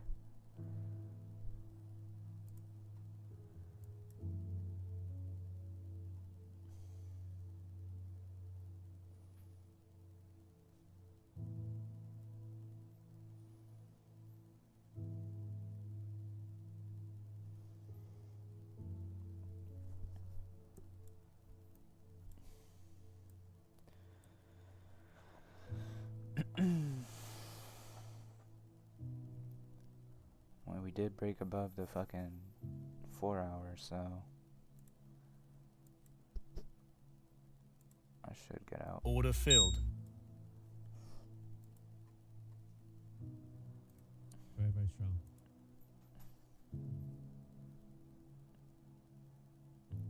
Alright. I just want to get one more trade. I wanna be in profit. Like I Oh, don't want to forgot win about, 4 fucking trades The guy who asked for the and then still not be in profit. Google form. Let me find it out here. That's what happens, guys. I mean, when you're trading and sometimes, like a lot of stuff going on. Let me go and find that sheet.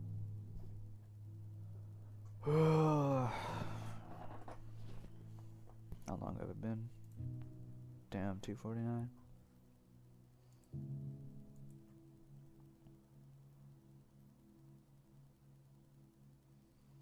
He was short. Wow, I was short. That's crazy.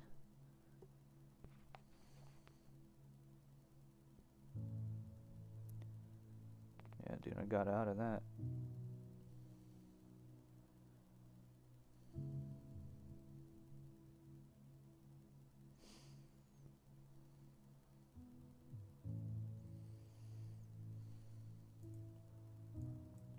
Looks like it's slowing down though. Okay.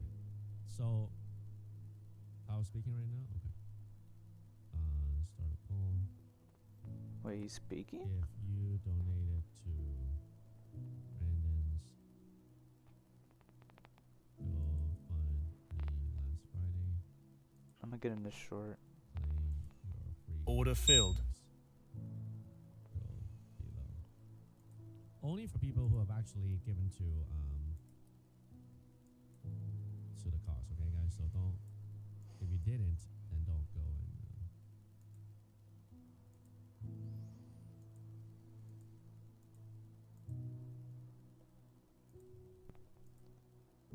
There's no way Pal is speaking.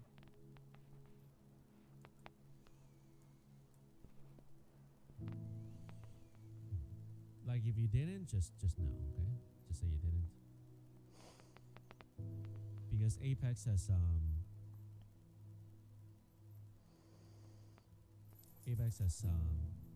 they saw our community of helping one another. They're like, oh wow, this is amazing, and they decided to give us some free codes to use.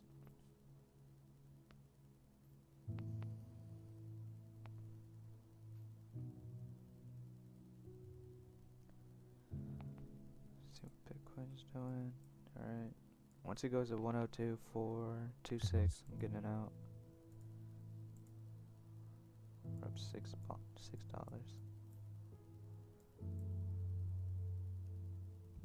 look at the 5-minute.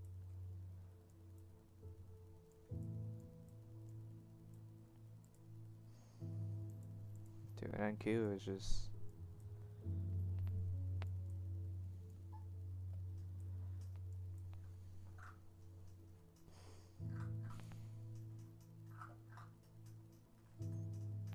Yeah, dude, this guy got out.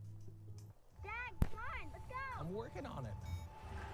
From watching her first hockey game, Yeah, I mean that was a pretty kind gesture from them. You guys had like 137 people who gave, and they're giving a code for every single one of you. So, and on top of that, oh, we have 800 likes. We can do a draw. They have given us even extra codes to give away on the stream. So right now, I'm gonna wait for them to sweep this little high here to go short again. But I think they may fall short. I'll try here again. I took loss here on this pump because if they squeeze all the way to here, this account won't make it. So, but if you want to be part of the draw, because we have 800 likes now, simply go to our channel here. Go to May 14th and May 14th here. And drop a comment here, and we'll be using these comments. Your comment needs to be somewhat meaningful, something about your P&L, something about the community. And once you drop your comments, we'll use these comments as the draw. Okay.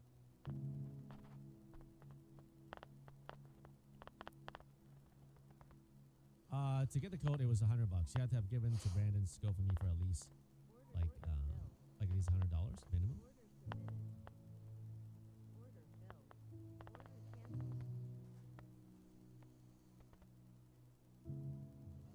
might be early in the short. They may want to sweep this previous day high here. And once they sweep it, they may go to 450, 460, 480 before pullback. So, but the reason why I'm going early is because sometimes they fall short when everyone is looking for the sweep. Just like a couple days ago when everyone's looking for a sweep on a low and they didn't do it and they just fall short of it. That's why I'm shorting ahead of it. But I can get squeezed if they take this line here. Once they hit 420, they probably won't stop. They'll probably overshoot 30, 40 points into 450, 460. So it is a dangerous trade, but this account's already red. I took a loss here on this pump around here, and now I'm re-shorting a little bit higher, seeing some kind of exhaustion, and also into this bubble. So I'm taking a risk here. It may not work because they haven't swept that previous high, so it may not work. Okay, but I'm gonna short into it, looking for whether they do a falling short of that sweep. Just like yesterday, we had a falling short of the sweep on the low side, and we got a good pump. Right now, I'm wondering if they can do something similar. Don't forget, we went from 260 all the way to 400. This is a 140 point pump, straight up beeline, straight up. So don't forget that. Okay? Now it doesn't have to stop here. If they keep going, they'll probably go over this beeline here. They'll probably go for this area, and once they sweep it, they probably won't stop. It'll be something like around here. So.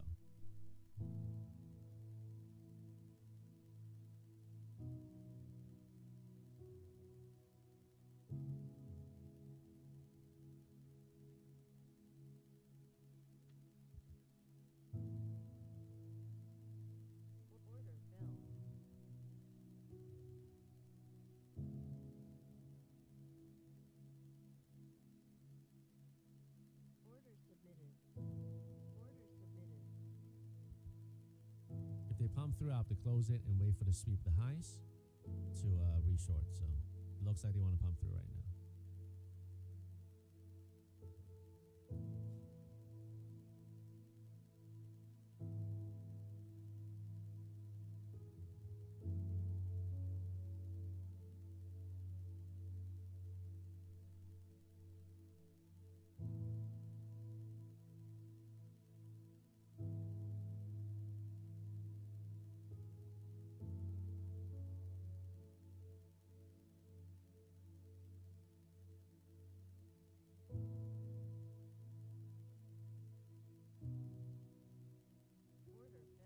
Close the short for now.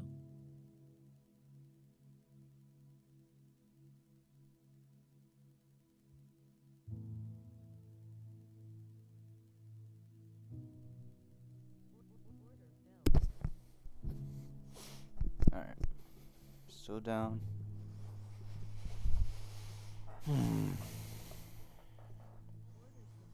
Might just get out. Call it a fucking day.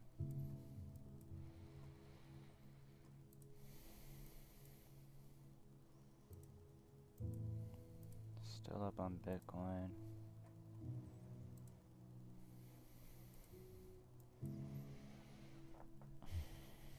We did break through the daily open. I should have never went short. I should have just traded retraces.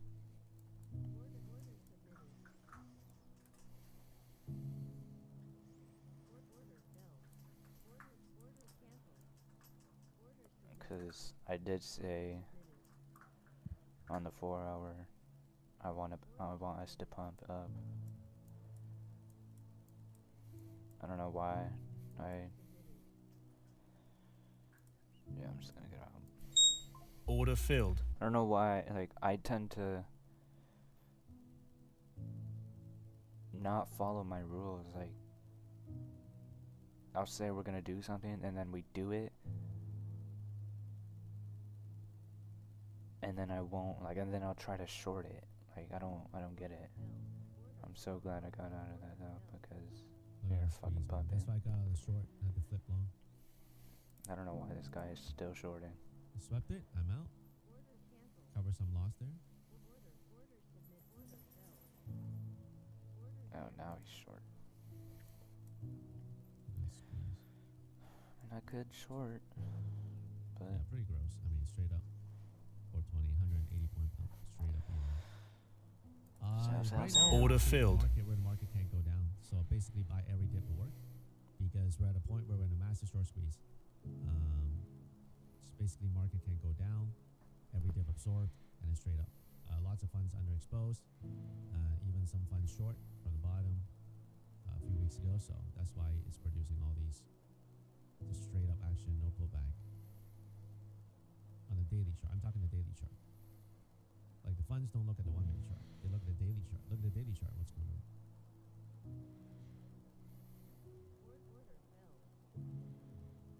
I'm kind of just copying this guy.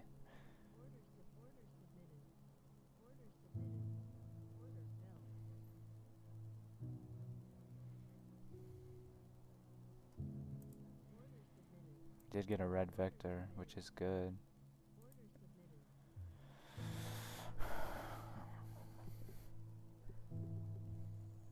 $2,800 people on the live stream. Glory to God. Praise God. Watching an average Joe trader like me. You got me sort of saw a squeeze here, but I flipped and going long. That's what we do. We trade together, we bank together, and we pray together. So what a great community we have in here that we can do. Encourage one another.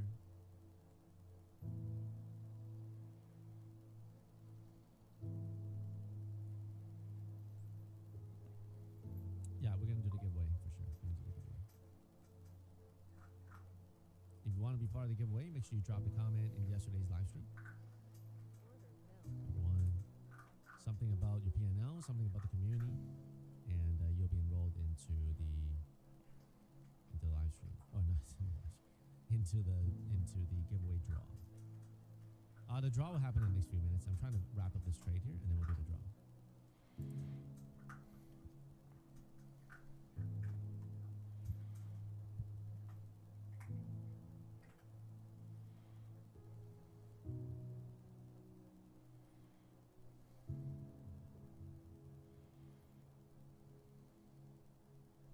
Don't like how it's slowing down at this fucking yellow EMA. Juan, I already explained the codes. If you gave to Brandon's GoFundMe on Friday, you go to the poll right now, go to that link, Let's break and you through submit it. your email. And after today, today's the last day cutoff. If you don't Let's get do a it today, stronger push down. I'm not gonna go hit the Apex guy over and over again if you don't submit your email. Okay, and plus we had over 100 people who already submitted their email. So if you come back and let's say you're late, I apologize. You won't be able to get it because I can't hit up that guy every day and ask him for free accounts. So Order filled. Alright. I'll take that. you're banking on that short. I mean, I just Good job, copied man. the guy, Amazon short, nice. Yeah, Amazon's coming down pretty hard. but I think realistically, Amazon's coming down pretty hard. like if I'm gonna be honest with myself, So right here, you see me got squeezed here, and so I was like, you know what? I would have I'm gonna join along, got out Definitely along, and then short. taken here. this So short. sometimes you gotta do I don't that know. when you know you're on the wrong side. You don't. maybe I just keep on wanted to going on take the it wrong because I side. wanted my money I back. joined it momentarily for the sweep, and I shorted the sweep. So So today, we're still anybody down. got that? Anybody got the short? 6 wins, fucking 3 losses. These are just like trader rate total, like how much. Today, I dollars would you say have. was alright. Daniel, you got market it? was Okay, tricky. Nice. Great job, guys.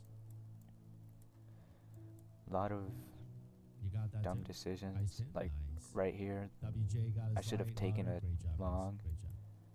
because I knew if we broke through this 4-hour previous candle, we would have went up, That's a win, yeah. That's a win. and I would have Small probably wins, gotten yeah. taken. I probably would have been out Rainer, at great daily job, open. 50K. But just remember, copy trading only works when it works, right? When it doesn't work, you hit all those I account mean, ratings. but we also could have went at Great job, Asia Christopher. high Billy for Joe. Thursday.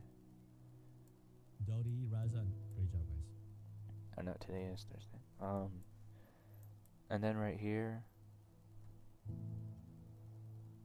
I don't know. Wait, what is this? Okay, yeah, right here I was just scalping. Scalping right here. I could have held my long, but I didn't want to. Cause like I don't know, price I'm was I'm weird. about to bounce it around this here. But right I'm here, gonna bounce it around this was one. alright. I think this is It where. may come a little steeper into this. This was my big 440 even, loss. but No, my big loss was right I was here. still scooping. So yeah, I had a bad buy-in. I should have gone out right I here. doubt they I break didn't. that hard below this box. I had all the I think confidence they're in gonna them. dance above this box. Literally, now. we're not going anywhere with the 50 So that's or why I no, said, the guys, like today, above the this box, 5. they're gonna squeeze, and they're not gonna go back. Like we had a We didn't break huge above beeline, this previous huge candle. beeline. We were just making wicks, and then we dropped down. dropped down, came back down. Could have gone this long, but I just scalped it. And then right here, I kind of fucked up. I was taking that guy's trades. So right here, I wouldn't give credit to myself, because I did just copy a guy. You're going for 476. That's possible. And I You also bust through wanted here, to try to you get my probably- money back, which is also bad. So, not a bad day, but I wouldn't say... It's not a bad day because I didn't lose So money. let's buy I mean, I every did day. lose Yeah, $13, let's but buy. who cares about $13? But I also won trades, Just straight up which is actual- good. Yeah, More if you trades say than I that the won. Fed's not involved I can in- make in- it. in I can QE, make I kinda won't believe $13, but it. Kinda won't believe today it. we didn't even get. Just feels like or I someone's didn't even popping get up, anything. like all day, every day. So mainly just scalps today. Not a real good long. Should have longed right here. Should have just stick to my confluence. But at least The I Fed learned has from it. the Fed has unlimited money. They can print So. it. They Oh, already yeah, said wait, they'll we do got whatever it Bitcoin takes still. to stabilize Oh, the Bitcoin. market. Okay, I'm getting They on my already said. Bitcoin then. I'm out. Boom. $8. Alright, so that's 7 trades. 1K in 2 or 3 accounts. Great job. Good Bikan. little long here. So I posted that. Not link, bad. okay? I wanted to So see if you this wanna for submit to Bitcoin. another- Come down here, grab this liquidity, come back up, grab this. I still think we're gonna go up Yeah, to but they 102. don't do it indefinitely, right? They tighten So, it and then not they do bad. some easing, right? They do some QE and then they tighten, they bad, shrink eh? their balance sheet. At least we're It's a up. constant cycle, but For Bitcoin. if they bust through here, guys, man, we squeeze another. Trading tomorrow. I We might. squeeze I don't above know. here. We can do 500 today. I'm gonna trade tomorrow. That'd be crazy. Tomorrow at least I don't have to wake think up we early. bust through, but So I can wake up anything like is at possible. 5:30. We bust through here. 420, we probably see 500. Yeah, not bad.